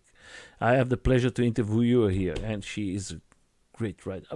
So the one wheels riders in this part, they are very, very big community. Yeah. Well, the thing is especially out in that part of the States, they're out riding all the time. The weather's nice. You can ride without, a lot of hassle from Hmm. people. But yeah, the only time that the police they got on their microphone was when they basically said stick to the right lane, because Okay. we were at points where we were going across all three lanes. And overtaking cars and stuff like that. But whenever the police saw us, the thing is, they're not going to stop us because there's 250 people. Yeah, yeah.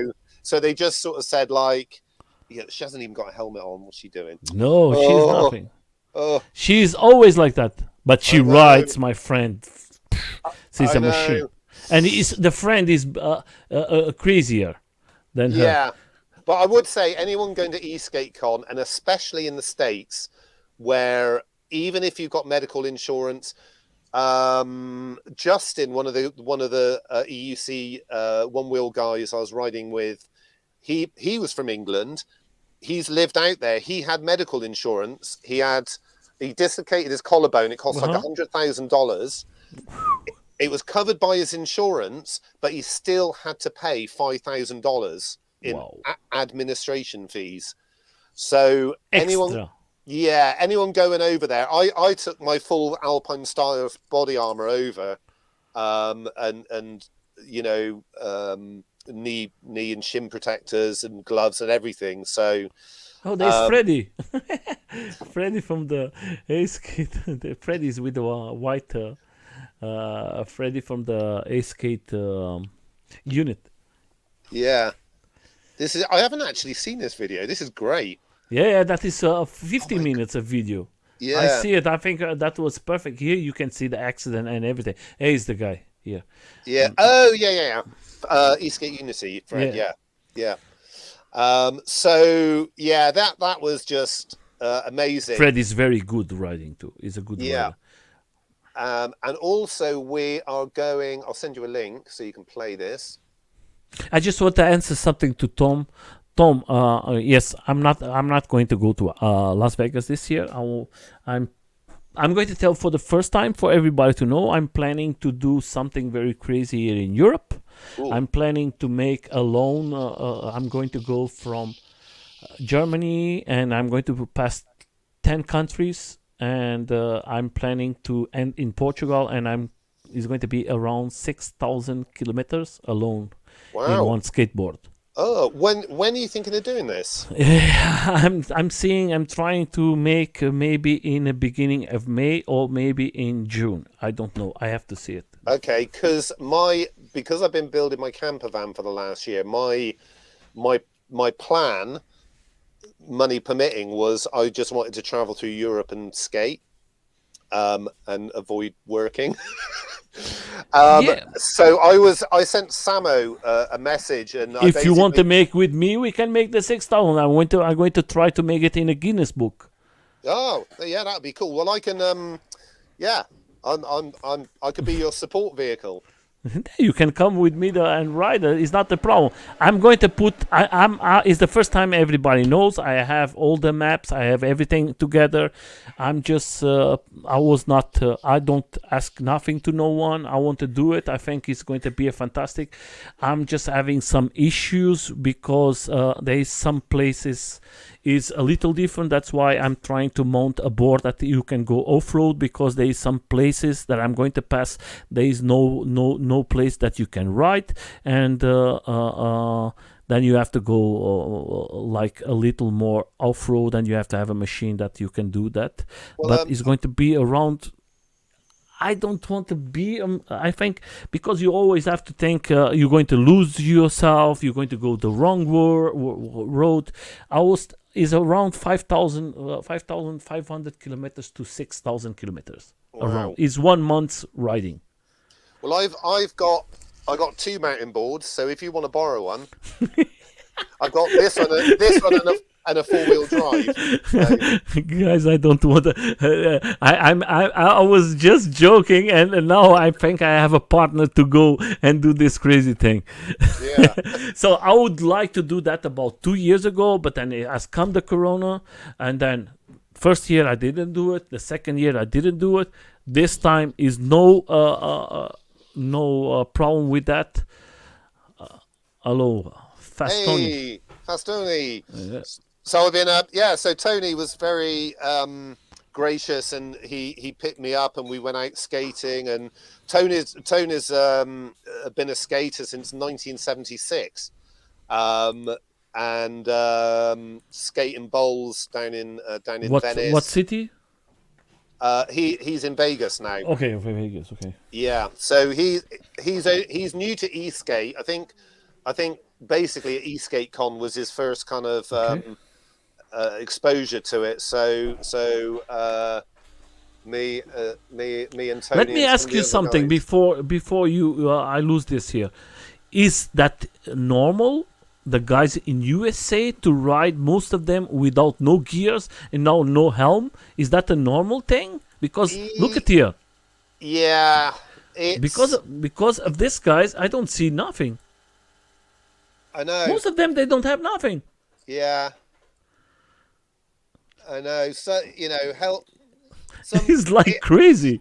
Yeah, I know. It's you can't be the helmet police forever, but it's one of those things. Until you've come off and you hit your head on the floor, you're not going to know what what it's like. Yeah, I know. And I've done it a few times. I know a lot of people who I've actually. This is actually playing football. I got knocked unconscious and I had a concussion for about 3 months, and it felt like I had a hangover for 3 months, and it was terrible. And so, yeah, I don't want to revisit a head injury again. I know John Goff has had some fairly bad injuries as well, and it's the problem is it's so tempting out there because the weather is so beautiful every day, and you go, oh, you know what, I'll just go out for a little skate, and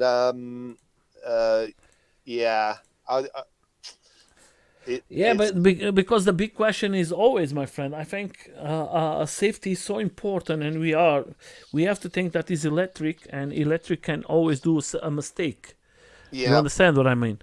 But forget about that. Let's go to this because everybody's free to do whatever they want, and he's not here. I want to show something that you have here.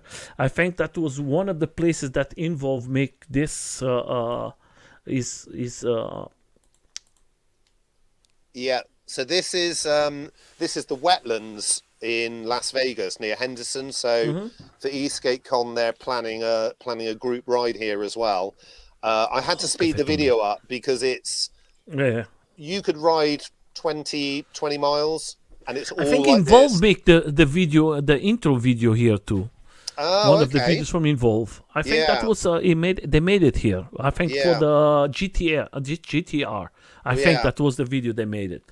Yeah. So that's a fantastic place. Oh, this is amazing, and there's hardly anybody there because it's in the middle of nowhere. And there's one word of advice is possibly never ride alone, because you could break down and you'll be 5 miles. And at E-Skate Con, it went up to like 95 degrees Fahrenheit, and if you were stuck out here in that heat, you're going to be in trouble. So I'd say, always ride with someone else.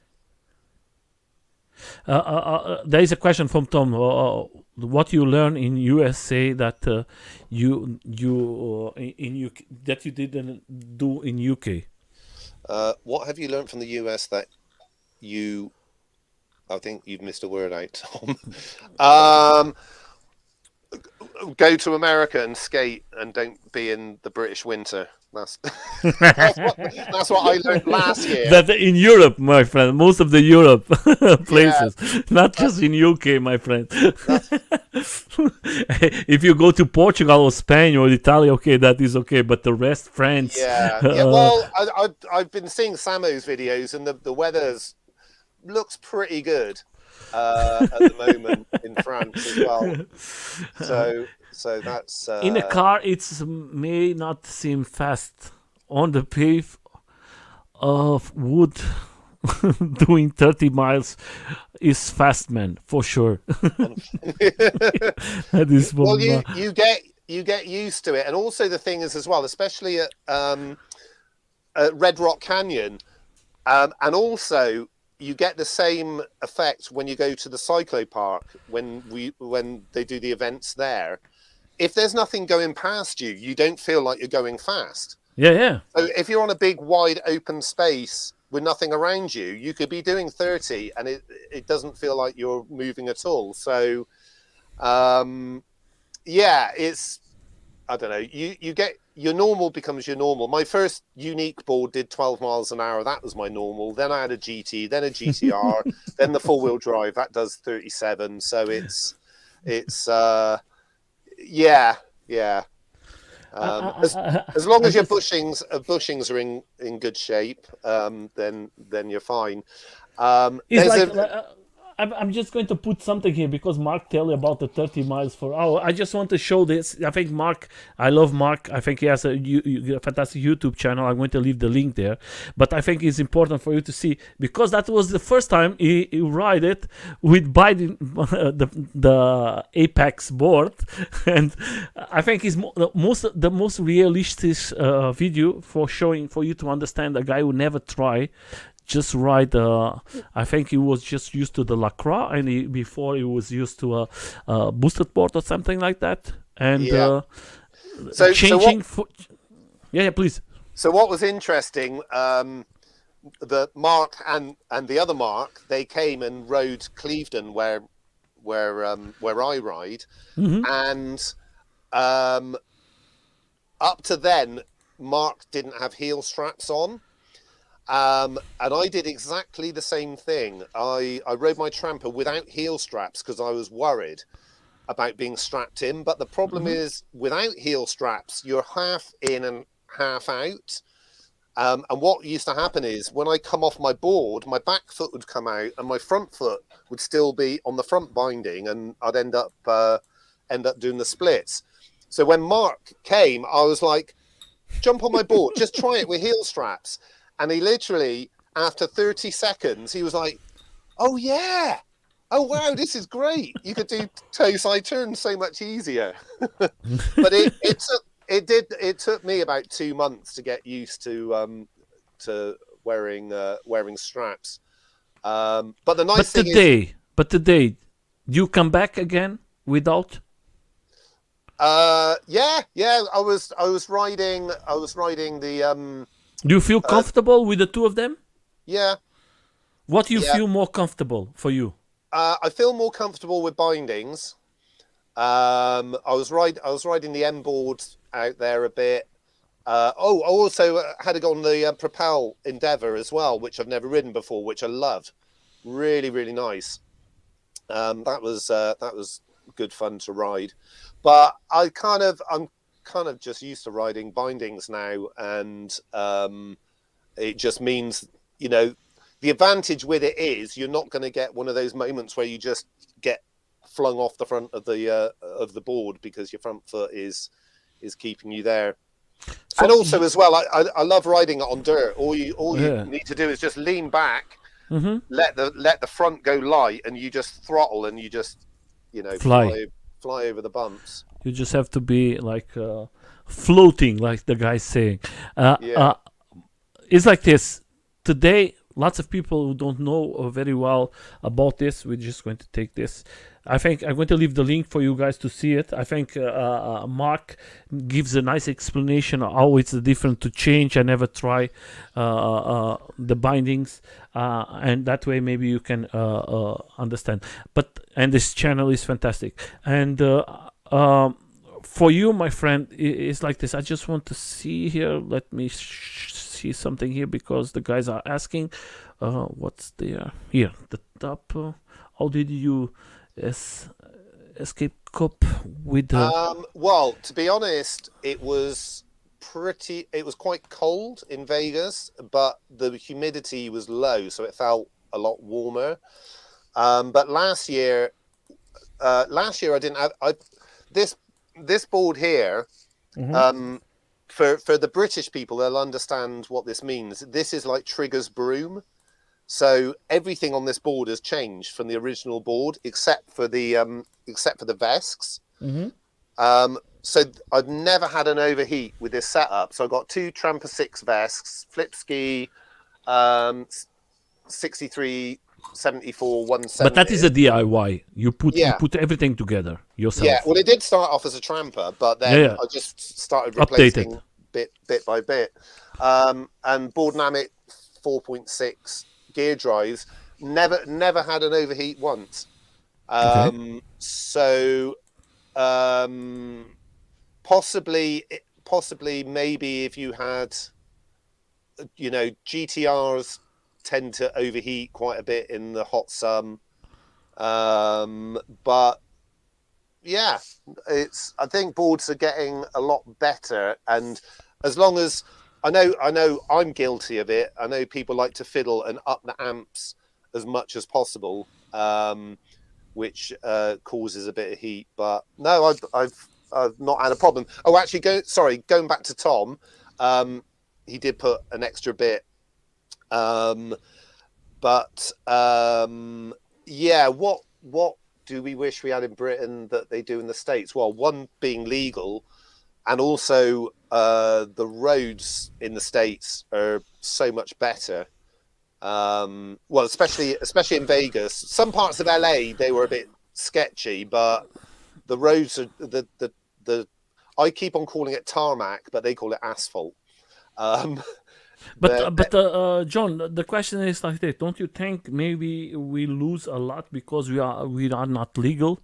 Because today we have to be careful not to lose our PVs and something like that. That's why we don't have maybe more rides, more places to go. People don't try to go to E to B, and because they are afraid that maybe they're going to catch the police that way, because in UK it's very difficult, huh?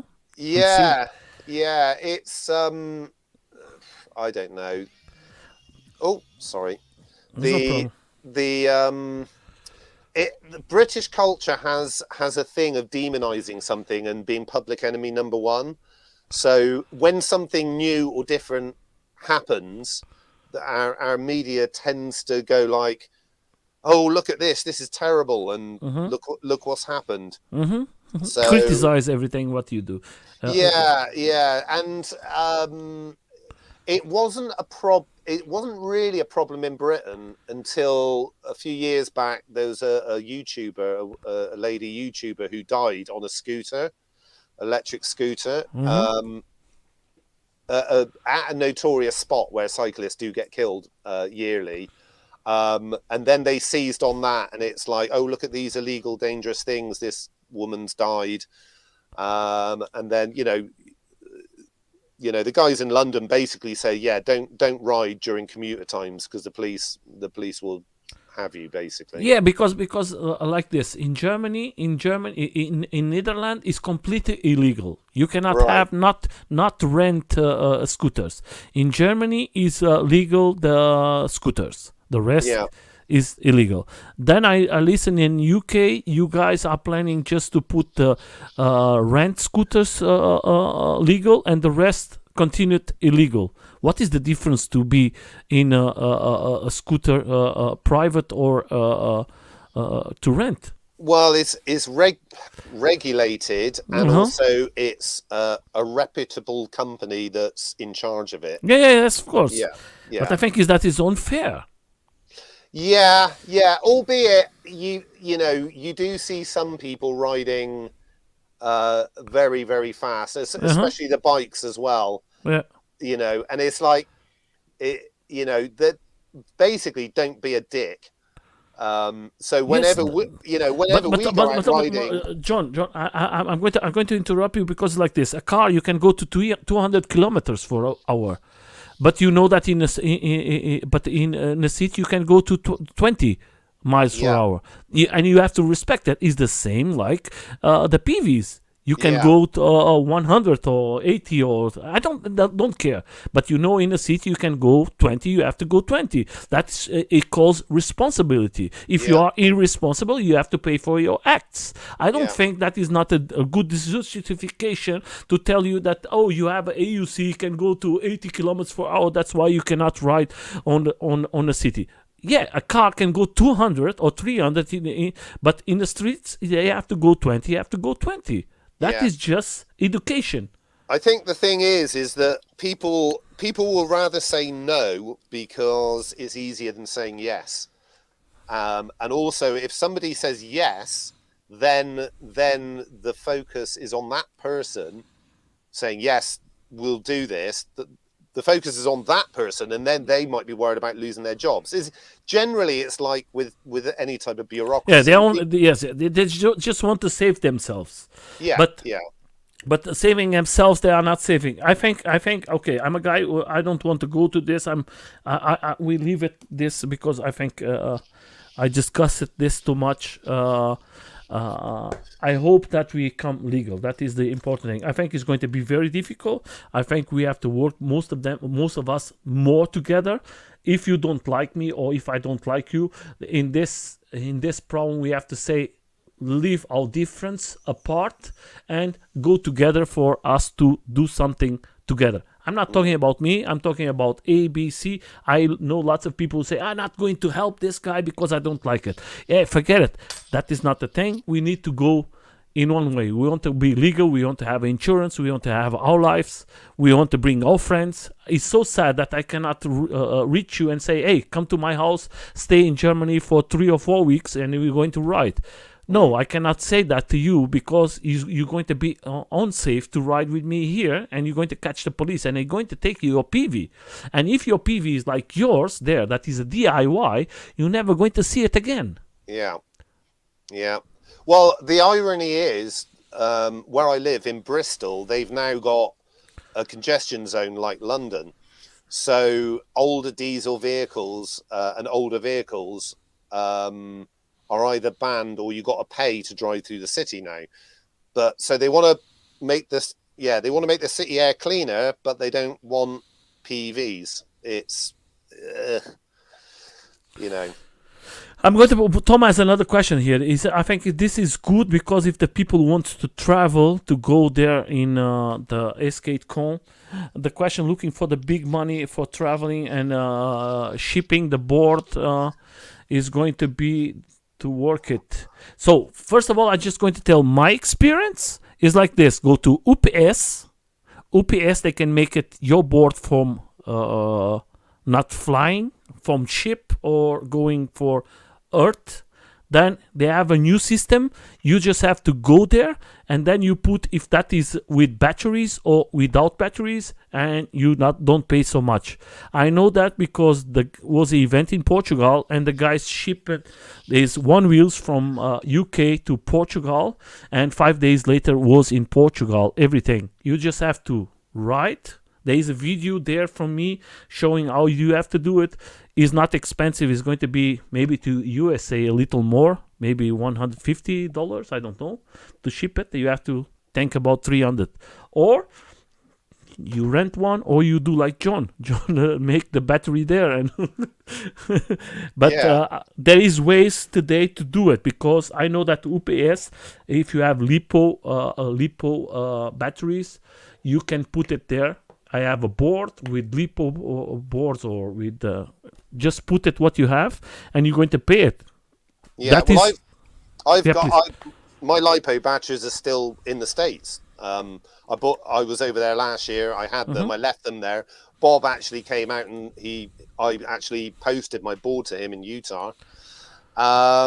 And then he left the battery there, and then I came back a year later, and so I got a US battery. Going back to Thomas's question about going to eSkateCon, is it worth it? Yeah. I keep on my kind of mantra that I use in life is, if I do something when I'm on my deathbed, will I be regretting it? Which is no. if you're on your deathbed and you're like, oh, I really wish I went skating around America, you know, it's regret is the worst, you know.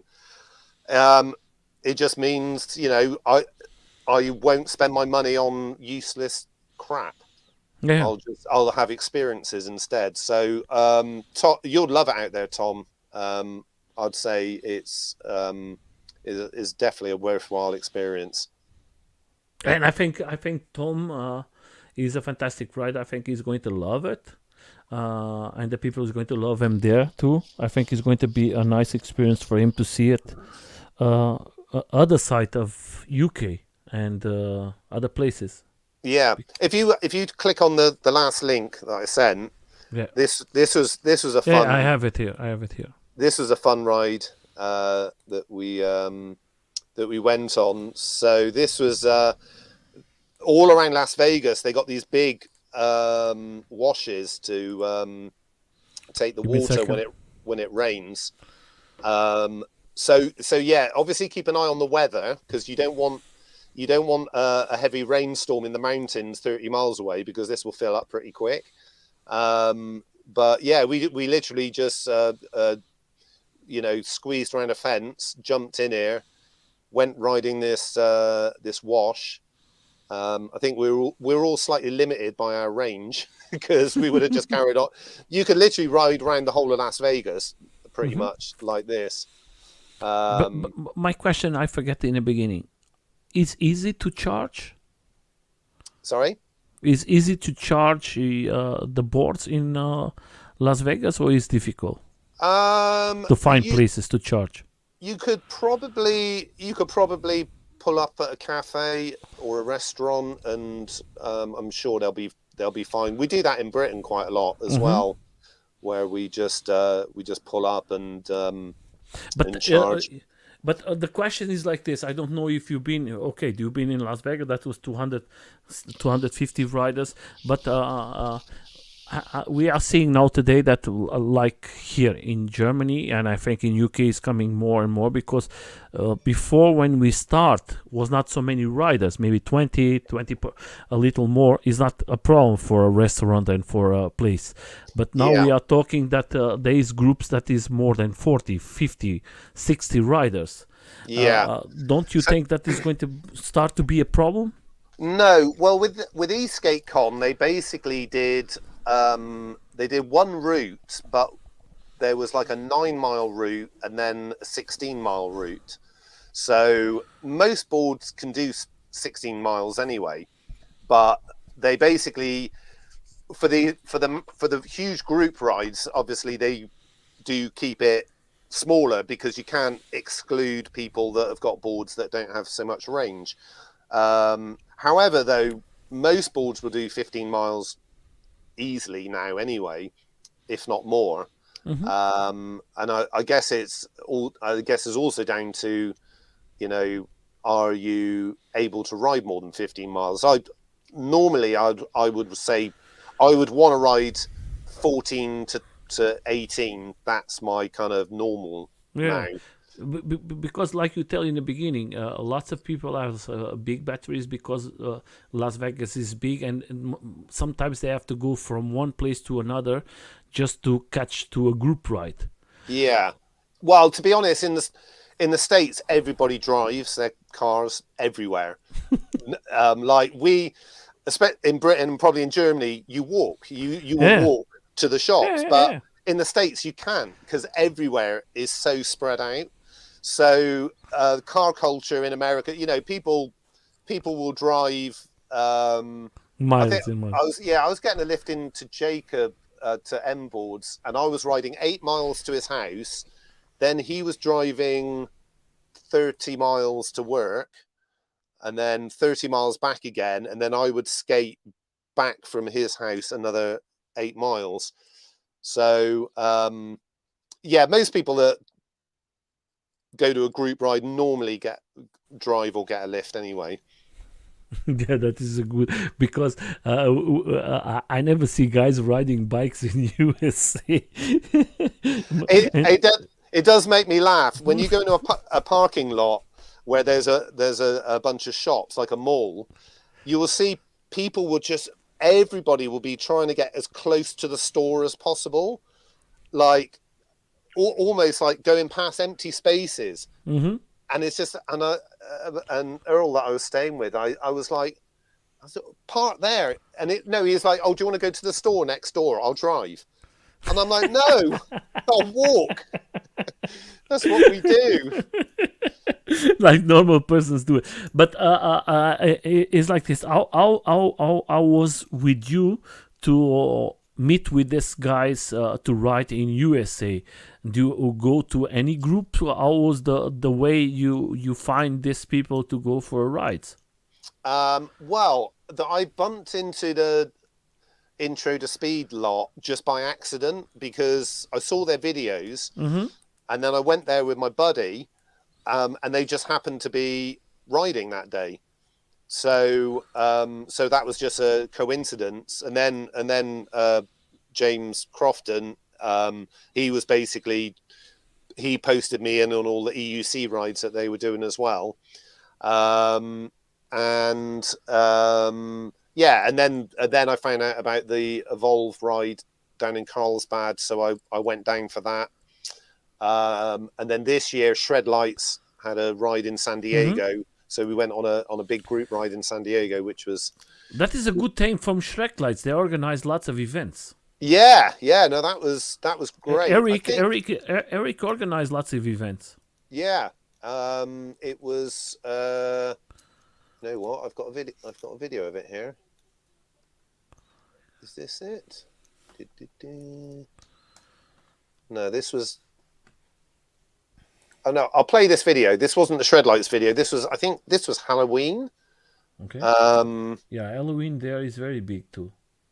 Oops! I posted it in the wrong place. Just from yeah, I've been out with some e-bikes. We went on like a 14-mile group ride, and a couple of people on e-bikes turned up, and Fast Tony, he was riding his Evolve GTR, and yeah, they were just going at our pace. You know, it's people organize certain rides for certain things. You know, some people would want a fast ride, so they would just go out on their bikes. And there's then, lots of e-bikes there. Huh? Yeah, like the Sorons and Super 73. Yeah.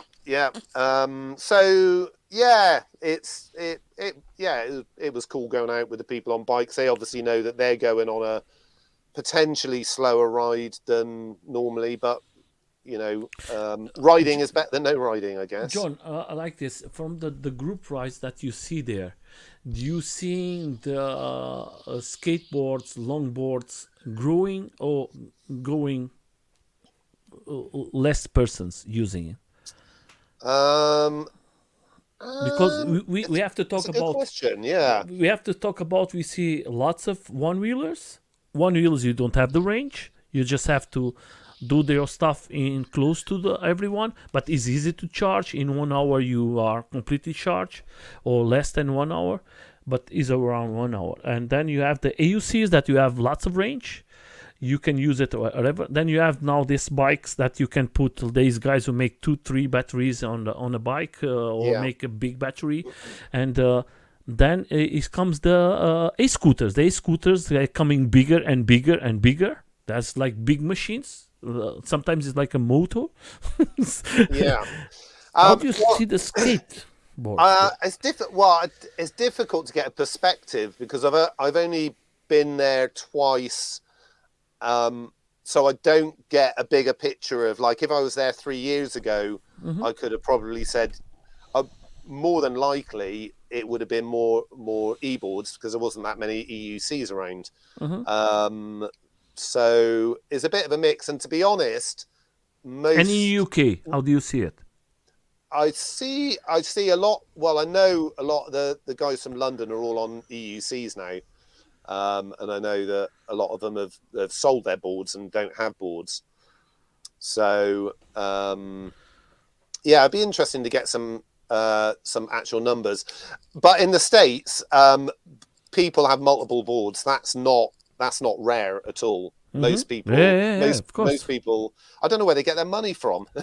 Yeah. You've got these huge houses, brand new cars, loads of skateboards. Yeah, that's what I ask myself, because they are very expensive. And if you see a Kelly board or a Lacroix or maybe a DIY board, they are very expensive. And then if you go to the scooters, there is scooters for $10,000. Yeah, they're balling out of control. Yeah, let's put here the video. Yeah, so this. And today, I see you have a T-shirt there that is from the LAPVs. I bought my T-shirt. How was the feeling riding with this, guys? Yeah, no, it was great. This ride was actually Halloween. This is the Halloween ride. So this was around. I think we started off at UCLA, and then we just went for a ride, and then and then ended up in a parking lot. They go always to this parking lot. Yeah, they always go here. Yeah, you probably recognize it. Yeah. I didn't actually have my board. I was riding a scooter. It was a X11 or something like that. Which was, I couldn't even lift it up the curb. It was so heavy, and I was a bit scared because it was super fast as well. But yeah, everyone. You can see everyone just has fun. They don't stop. So I just have here another one from let's see what Tom has ride. Let's see here. We see this one. Then we have this one. I know that you see top riders in USA. How do you think people like to bring and ammo? Like the Brins and aim and the whole. Yeah. Well, it's different because most of the riders there, especially the one on the Stooge setups, obviously they're set up for speed, but obviously, like the skill level of mountain boarders is a totally different thing to riding a circuit, and especially in America as well, because all the roads are all on a grid system. It kind of fascinates me because they're not used to like the shitty tiny roads that we have in Britain. They you only get used to what you know. So driving in the States generally is pretty easy because it's just that's what I was going to ask you. Line. Do you see it's easy for you to ride in USA because that is more open and everything, that riding like in UK, because like London, to ride you have to be a specialist first of all because of the roads. Most of them they are broken, and if you go to the outside of London, you're going to see lots of I was riding in London, and is like in Germany. The when you go to the center of the city, is everything beautiful. When you go to the outside of the city, you're not going to see so much beautiful things. The road that I was staying on was two or three lanes, but it wasn't really a major road, and there wasn't much traffic. So you've got our motorways have only got 3 or 4 lanes. So their quiet roads have at least got 2 or 3 lanes, and also a cycle lane, which I was riding in, and also they got the lanes, a cycle lane, and then a medium if your car breaks down. So there's lots of roads like that, and also because everybody normally travels on the freeway because that's the quickest way to get around. A lot of the sort of standard main roads, as we call them in Britain, are fairly quiet, and also because it's a straight line, you haven't got a corner that you're going to get caught on. I was very wary of riding roads in Britain, and I didn't like doing it. And when I went out, funny enough, when I went with Tom to London on a morning, we had a morning ride. I was just really kind of a bit panicky about riding on the roads, but then after riding on the road so much, like every single day for 40 days in Las Vegas, I just go, oh, this is just normal now. But yeah, our roads are a bit crap in comparison to theirs. Like in Germany, everything is very nice, but when you go to the background of the cities, you're just going to see not so beautiful things. I'm going to ask you another thing that is for me is important. All the time you was in USA, how many tires do you use? Right. What is broken? Okay. What do you have anything broken, and how easy or how difficult was to find parts for your board if you have something? Right. Well, I went through tires quite quickly because I normally use the Schitzlinger tires they're a really, really hard compound. Mm-hmm. So normally in Britain, a set of these could last me 6 months, but because I'm on the roads and I'm like, you know what, I can carve. I was probably changing them after about a month. But that's 30 days of riding. Mm-hmm. Yeah. 10 to 15 miles. So that's like 400 miles. But to be honest, I could probably wear them down a bit more. But if I go off road, obviously I wanted more tread on them. But yeah, especially when you get on the roads, you're like, even on a mountain board, you're like, yeah, I'm carving this up because it's such a great sensation. Mm-hmm. I pretty much took all the spares that I needed with me. Literally, I just had a bag with spare inner tubes, kingpin bushings. You have gear drive, yes? Yeah, I have a gear drive. Those are the Boardnamic steel gear drives, and I bought those over a year ago, and they're still, they're great. So unlike the other gear drives that are made of POM, I've exploded those a few times by unfortunately keeping the throttle on when I've jumped. But those, the steel gear drives are definitely a game And the changer. motors, everything okay? Yeah, motors are okay. And again, I was lucky because if I needed anything, I could pop down a M boards and see Mike and Jacob, and I did go down there a few times just to dismantle my board and clean it, grease my gears. Yeah. I found a really, really good thing for cleaning boards, because especially with these mountain boards, the black doesn't stay black and the plastic fades. Okay. So I've started using shoe polish, which is in a tube with the sponge, like that. And I literally did my entire board with that shoe polish, and it looked brand new again. Yeah, that is good, because that way where you travel, we see the pictures and the videos. My friend, you need to clean a lot. Yeah, well, water's one thing. Dust is worse than water for getting in places. Yeah. They come in places that you cannot imagine, my friend. Yeah. So luckily, because it wasn't dust and water, most of the dust I could kind of brush or I used an air hose to get most of it off. And John, what was you always in your bag? Always in my bag was bike pump. I've got a little miniature bike pump about that big. My 360 camera, bottle of water, spare bolts. I'm just looking around the board. Spare bolts. Oh, tow rope. One of the guys, JJ, he was on a homemade board, and he broke down when we were at the wetlands. And luckily there was a guy who was on a Suron, and he had to tow him back like 4 miles. He didn't actually use my tow rope, but yeah, I've always got a tow rope with me. Yeah, this is good. Yeah, I always use when the guy needs. I always use the sticker from the 360. Oh yeah. I always use that because I always forget to bring something to help the guys. Then I have always the big one from the 360, and I always used to travel the guys because I have the Lacrosse, and the Lacrosse are big ones. But and the other things, pumps, we feel tired. How many pumps do you have?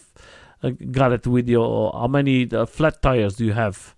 Oh well, when I went to LA, I I went to go to Griffith Park, and I thought I looked at Google Maps, and I was like, oh, there's a trail, and then I was riding it, and I realised it was the horse trail, because there's a load of horses around Griffith Park, and I kind of got shouted at by one woman, and I just smiled and waved at her.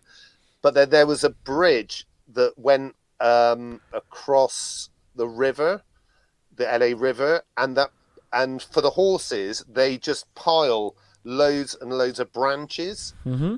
and I went across there and I got 3 punches from these tiny Mm-hmm. little spikes. So yeah, so that was, yeah, I had 3 punches in one sitting. Wow, but that is not. I think I have in one day. I was 3 times, and I said okay, but that means you wrote so much, my friend, and you never asked so many problems. That means that your board is like a baby.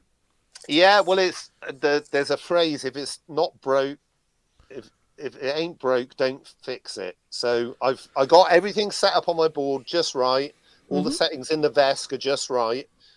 So I'm like, you know what? I could get more out of this, but it is all behaving. I did have a problem with my four-wheel drive, because I wanted to try and go 0 to 30 in under 3 seconds. Mm-hmm. And I think I did a video. I did 3.16 Mm-hmm. seconds, but I was giving 80 amps to all 4 motors, and the problem is with the motors on the front, there's no weight over them, so they kept on spinning. So I'd have to lean right over the front when I Okay. launched. But then the problem is, if they lose traction, they would spin, and then the vescs would cut out. Um, and then I spent about 4 or 5 hours trying to get my board running again. After that, for some reason, the motor detection just wasn't working. So I was like, yeah, I'm done with all of this sort of crazy stuff. John, for you, you have 2 motors and I have 4 motors. What do you like more? Oh, that's a tricky thing, because every time I normally ride my four-wheel drive, but every time I get back on my two-wheel drive, I start falling in love with that again. You probably get it. You know, if you have multiple boards, your best board is the board that you're riding at the time. So The guys always ask me. Now, so you have a Lacroix. Why do you have Involve? I said I have a special feeling about my carving Involve that I cannot have with my Lacroix. I have some things with my AUC that I cannot have with my skateboards. I have something with my one wheels that I cannot describe it. It's easy, yeah, and the people yeah, sometimes they don't understand what we are trying to talk. That's why I put you this question, because I would love to try a four. I tried the X-Way, and I try one from Atox DIY made, and I don't my know if I don't know if my I. my four. I like my four-wheel drive, especially when we're off-road, Mhm. um, on grass, because I'm,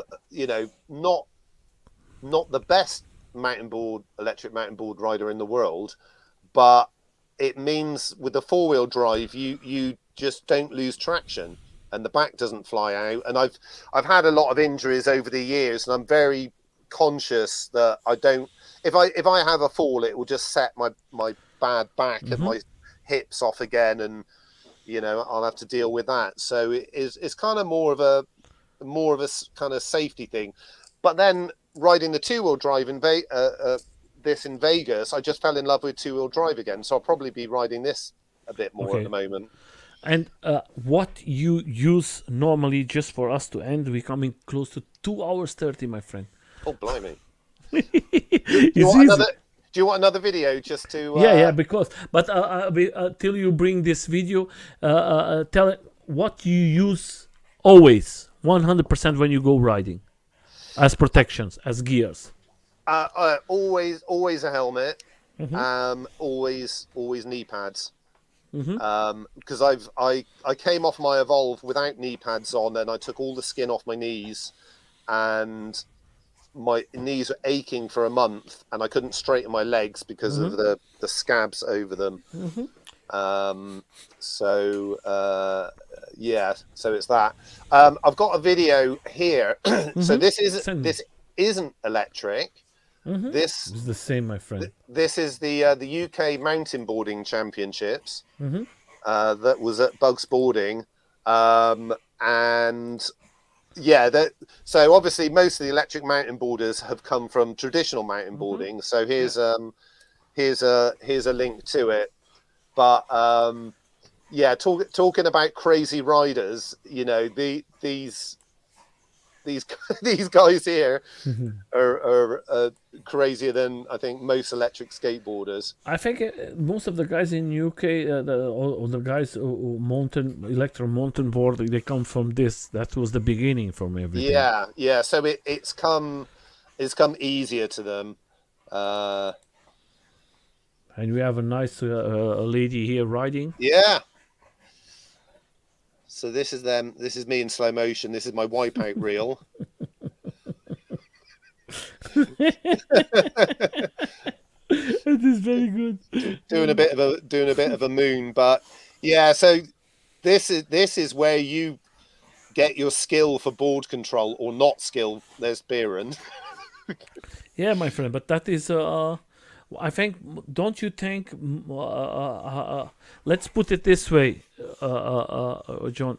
Don't you think every rider, like skateboarding or longboarding or mountain boarding, maybe they need to go like skating or longboarding, a little pushing and riding without no motors, and with this longboarding maybe go downhill to know what is how to react with no brakes, with no safety, because the electric is easy. You just have to brake with your controller, but sometimes can happen that you have not one connection, and how can you react? There is lots of guys who never have a background of riding. It's definitely an advantage if you've come from traditional push skateboarding, because you kind of you understand it a lot easier. There's a lot of people that I know that have literally just bought an electric skateboard, and myself as guilty of it, you know, guaranteed within 2 weeks you're going to come off, because you're not used to it. You're not used to the trucks. You don't know what it's going to do at speed. And most of my accidents have been through braking, putting the brakes on too hard and just coming and not leaning back when I brake. But yeah, it's a good lesson. But many of these guys, and especially the guys in the States, because everybody says like, where have you been snowboarding? And I was like, I've never done it. And they looked at me a bit weird. And I'm like, yeah, because we don't snowboard in Britain, because there isn't really anywhere that you can do it. Of course. You could go on a dry slope, but that's not a lot of fun. So yeah, many of the guys have surfed or snowboarded in the States. So, it's kind of part of the culture as such, board riding. That is going to be dark. That is going to be very, very dark. Yeah, we did. We found one tunnel, and we didn't know where it was going, and we went. It was 2.5 miles long in pitch black, and then it threw us out literally in the middle of a freeway, and we had to kind of walk up this big slope.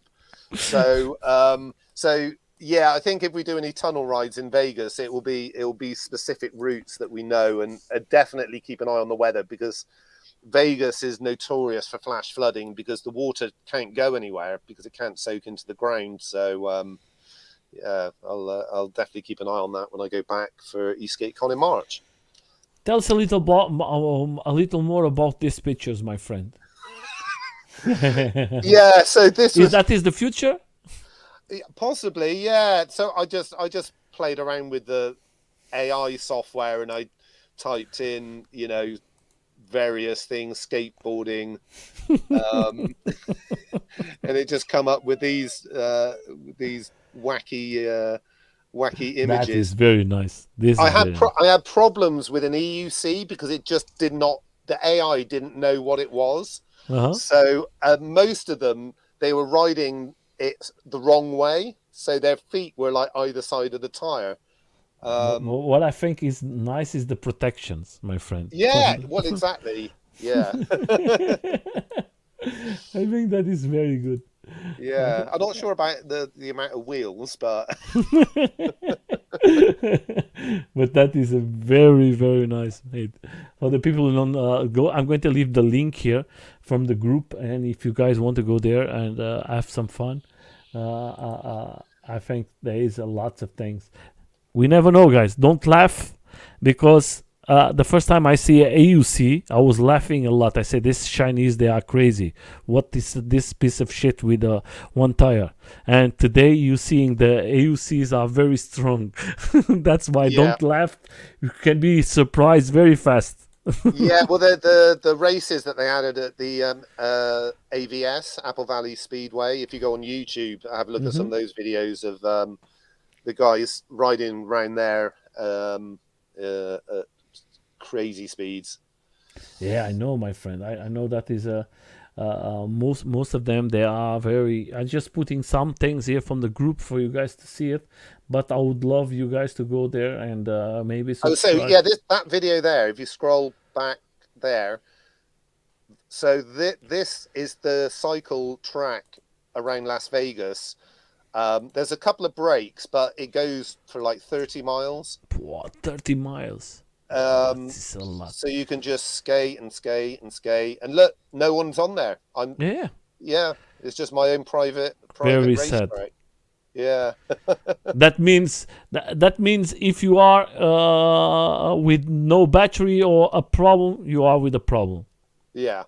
Because there is nothing. Well, you're close to a road, so you could always get an Uber, I suppose. Okay. Uber is something that is easy to find in USA. Sorry. The Ubers is easy to find. Yeah, Uber or Lyft. The last time I was in LA, I didn't have a rental car, and I literally just got an Uber everywhere.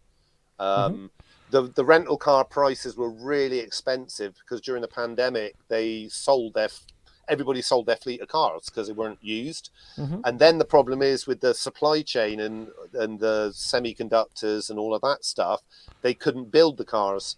So I hired a car, and it was really, really expensive, and it was actually cheaper for me just to get Ubers. Yeah, but of course, California is one place is a big problem for cars because they want to go a little more green and everything, and they put it very expensive. Yeah, That's why I think that is the problem. But how is the gasoline? Because I was in America for lots of years. They pay it with gallons. How that works when you go and fill your car? yeah. Well, we used to do gallons, and we still our vehicles still has miles per gallon as the specification, but we pay in liters. Okay. And yeah, gas prices in America is a huge thing. It's almost like a currency because they basically go, oh, gas prices are this, gas prices are that, because you have to drive everywhere because everywhere is so big and spread out. Yeah. That you would drive. It wouldn't be not normal to drive 50 miles a day, a round trip going to work. So it depends where you are. I think in Vegas it was about $4 a gallon, which is also confusing because an American gallon is different to a British gallon. Yes, they're slightly different. But and you pay with card. You have a special card or something like that. How that works? Because in my site you pay previous your card, and you just have to go to the tank your car, and you just have to pass the car, and you drive away. You don't have to go and pay. Yeah, you have to pay before you fill up. Yeah. in Britain, you don't. You fill up first, and then you go Yes, and it's pay. the same like in Europe. Yeah. But I think it's just because I guess there's just so many people just not paying for fuel. Also, what's nice as well is that you don't have to keep like that with the fuel pump. In America, you just leave it and then you just go and have a because burger. the machines is very big, my friend.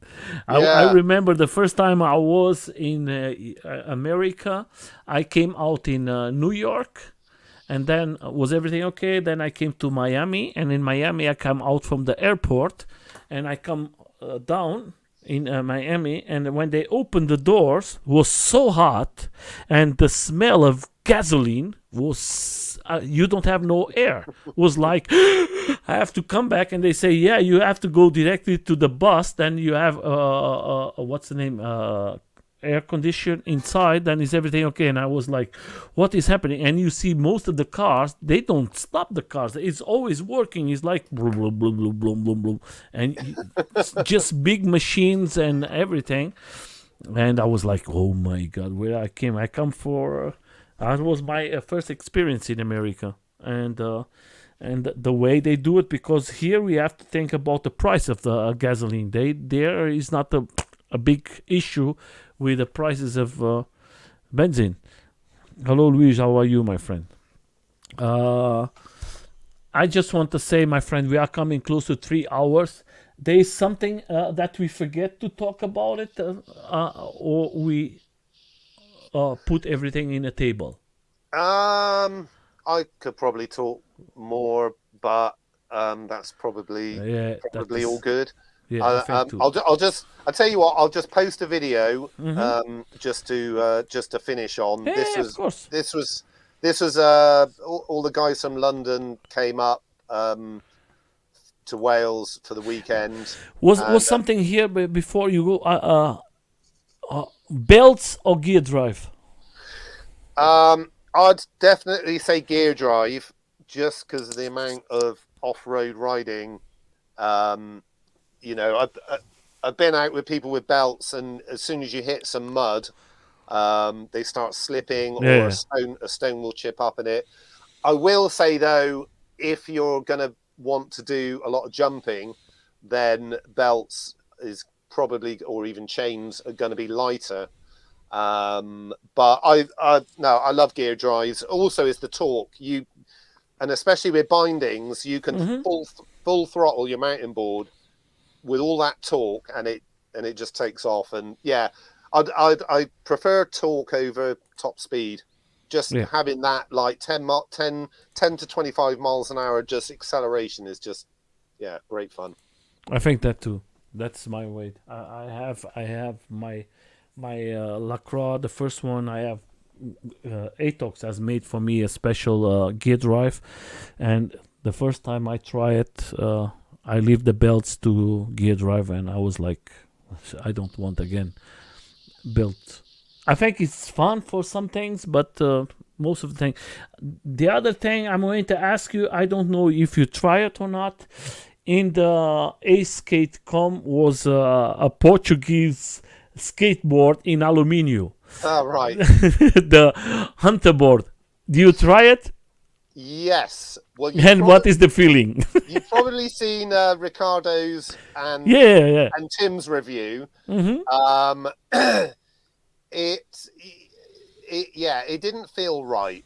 I did chat to the guys, and they did say that originally, and the guys was there with you. Yeah, they said originally it was supposed to do that front and back, but they found it worked better when they locked the back. But I hope the board is fantastic, but I really hope that they sort that out. And the problem was, because the front wheels just moved, you'd be going along, and then you just sort of it'd feel like you're doing that. Especially, that is like a car feeling, my friend. Yeah. Especially because there is an interview of a guy now in England with Moja. Yeah. A new one. He made it out, and I think he answered. I'm not making propaganda for Underboard. I have one board here. I leave for the guys here to try it. I think the big mistake from all of us is this is a different way to write. Don't have nothing to do what we write. When that turns like a car. It's like and I think you need, like I always tell, you need 10 to 20 minutes to forget your head, to forget the feeling of skating or longboarding, and have another feeling. I was in Italy with this, and I was everywhere, my friend, with this. I cannot make in Rome. I was in Rome, and believe it, Rome, the streets, the old city is very bad. Is this rocks and everything, and that was fantastic to ride it. You don't have no problems. They have to improve it. Yes, that's why I asked to all the riders who try it. Why I want to give the feedbacks to these young guys is not because they are Portuguese. It's like the Apex. I would love to see them having lots of success, because we are losing good companies every day. And I think they are young. They have a company that they make mistakes, but they are very interesting to listen from the feedback from us, if it's positive or negative. And I think we have to put the negative on a table that they can fix it. If you don't say it, it's not going to help. No company. The design, the wheel design with the hub motors, but there's air. They're kind of, the wheels are away from the hub motors. That's great. The truck design's great. Having a board that you could just put on a CNC machine is a brilliant idea. Especially, all the carbon fiber decks come from China, and the problems with getting a mold done, communication, them sending a prototype back. I know M-Board's had some issues with the prototype not being good at all. So actually having, I think, a big thing of actually having everything in-house, or you don't have to rely on someone else to manufacture a part, is great. Is a really I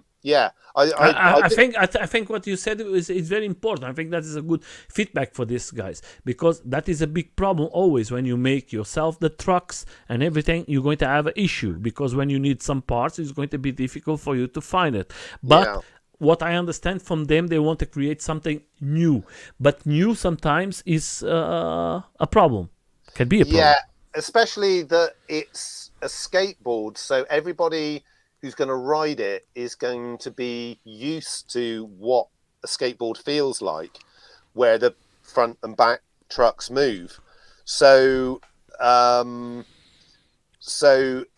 probably if anyone gets on it, after a while they'll get used to it. But because the market you're selling it to are people that are used to the front and back moving, it could throw people off the idea, because it feels so different.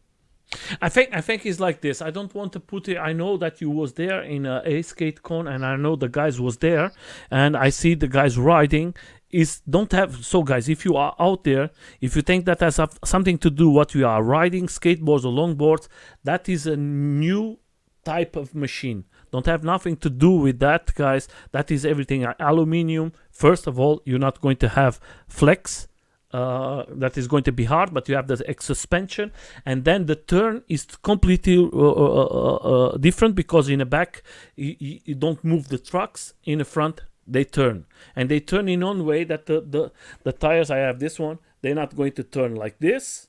Well, let me put not like this. They're going to turn like a car, like this. It's going to be totally different. That is a sensation. But I think I told to the guys one thing, and I hope that they made it this.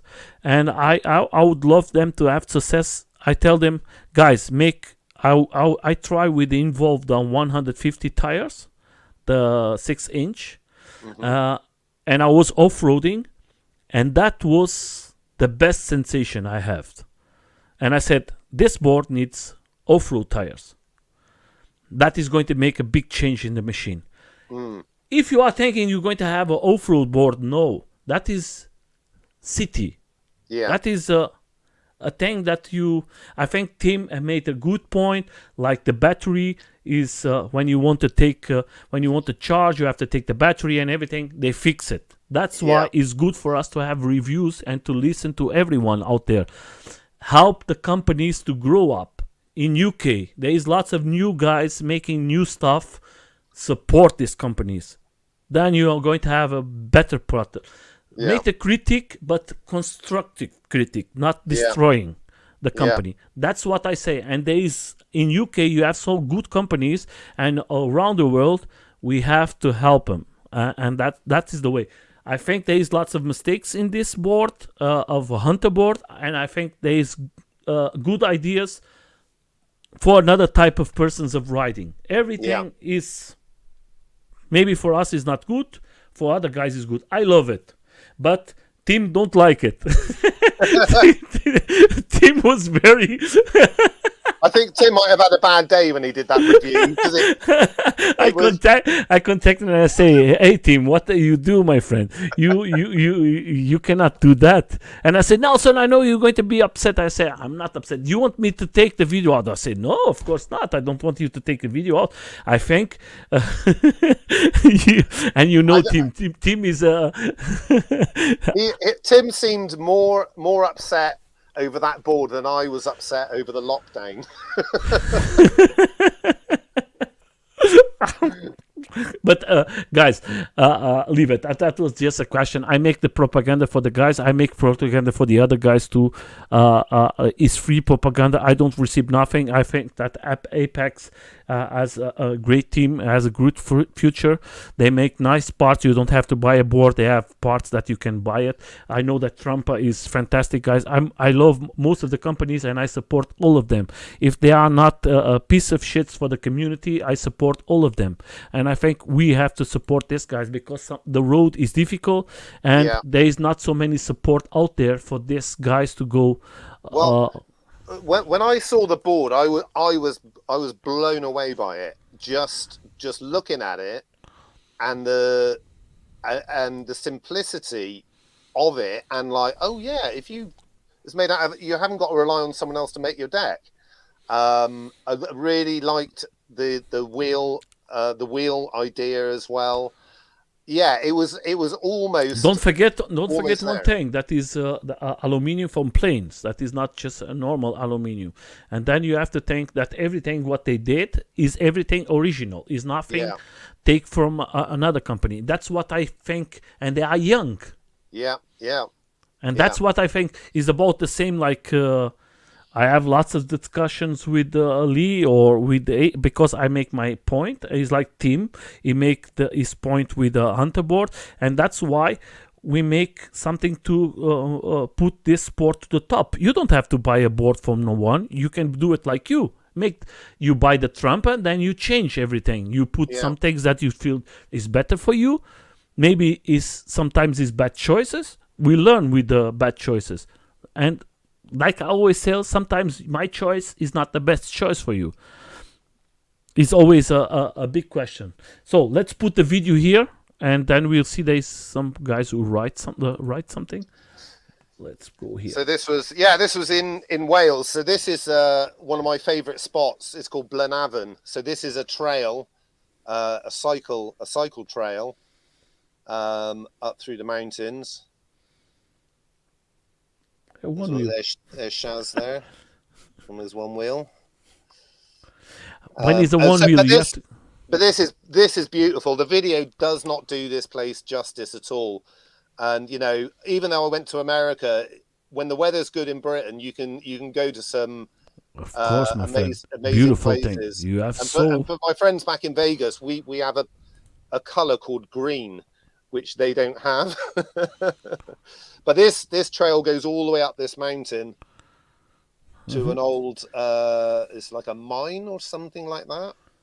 That was a nice picture. I see this picture and I was like impressed. That is very, very, very good. This is what riding's all about. You're with all your friends and you just go to amazing, fantastic places. It's like not just riding, John. It's riding and knowing new people, new guys. Summer board is it's fun. I think it's fun. UK Yeah. streets are pavement are happy and a bit limited. That if you are, there is a guy here who is always here. If you are with street wheels, I was in London with street wheels, street tires, and that was a mistake. Later on, I changed the tires direct to off-road because I said if I want to ride here, I prefer to go. And like UK, some places is if you have lucky is not wet, but if it's wet a little is a little sleepy. Yeah. And sometimes I was in the middle of the city riding with the guys, and was this stones, not street, and that is you have to take care of. I think was Tim was an accident in the time I was there riding with the guys, and yeah, but it's so good to ride in. I think every place has a special. Well, I've also got an Evolve Stoke with 105 cloud wheels, which I love. Because if I just want to just go for a fun little carvy ride, I'll just jump on that and yeah. Yeah, that's why you need why lots of boards. yeah, that's why I say Involve, as everybody can speak what they want. I love my Involves. I don't care. I think most of the people started with Involves or with boosted boards. The pin trucks, they are good. You can say whatever you want. They are not from Involve. It was from another person created, but they work very good. You see most of the boards, they use it. Like you was with the Hurricane, and the Hurricane was with another trucks, and you see that you was with problems with the trucks. I think sometimes changing too much is not going to help. Maybe if you put a good product that you're going to trust, I think it's better. But yeah, Riptide bushings with double kingpins was just game changer. Yeah, they're not cheap, and I had to order them. From the US. But it made me ride the board again because I just didn't want to ride it. Yeah, and it's easier. Sometimes it's easy for us to just catch a small board and go to small places or places that you want to move very fast. And you have the carve, you have everything is easy. And if you see the police, you can do like you are pushing. Yeah. And that way you're not going to have like your board, what you have there, or me with my LaCroix. I tried it one time with the police here in Germany. They catch me. I was with the LaCroix, and I say to them, I was pushing. And the guy looked to the board, and I say, you push this here? I don't think so. And I say, okay. And they take me the board. Yeah, but they did give me 3 days. 3 days later on. Was no problem. But it's like this. John. Great. I better go because I've only got 4% battery on my laptop. Okay, my friends. I just want to say for all of you guys, thank you for coming. So that I don't know how long. I don't have a big conversation like you, my friend. I was 3 hours. I want to say there was plenty of videos to. Yeah, my friend, there was lots of talking, and everybody. I think you have lots of things to your experience in the USA is good for all of us. If we want to go, before I leave with the last words for the community, I just want to show something here for the guys. I'm going to leave all the links from John. If you have any questions to John, where is the best way for the people to find you and make you any questions? Probably Southwest Eastgate on Facebook or Instagram. Okay, I'm just going to put it. I don't have the links from the two of them. I'm going to put it now. Then you guys can let me take this one. Is this here? So I'm going to leave the links from the two of them, and I'm going to leave all the rest from them. If you have any questions, just go there and make your question. I just want to just show. I hope I can go there. Yes, I just want to go here. Guys, don't forget, Morgan is going to come in 3 days here. He's a fantastic rider, very fast, and I think it's good to listen from experienced rider. And then it's going to be lots of interviews, guys. Just come and enjoy it. And if you have a friend or if you want to come up next month, we're going to put again interviews for the 3 next months.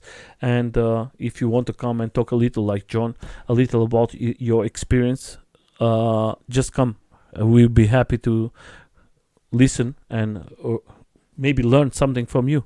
We are always learning. For you, my friend, always a pleasure. I leave you with the last words for the community, for the people who's going to see now or maybe going to lead later. And thank you for this fantastic 3 hours from my side with you together.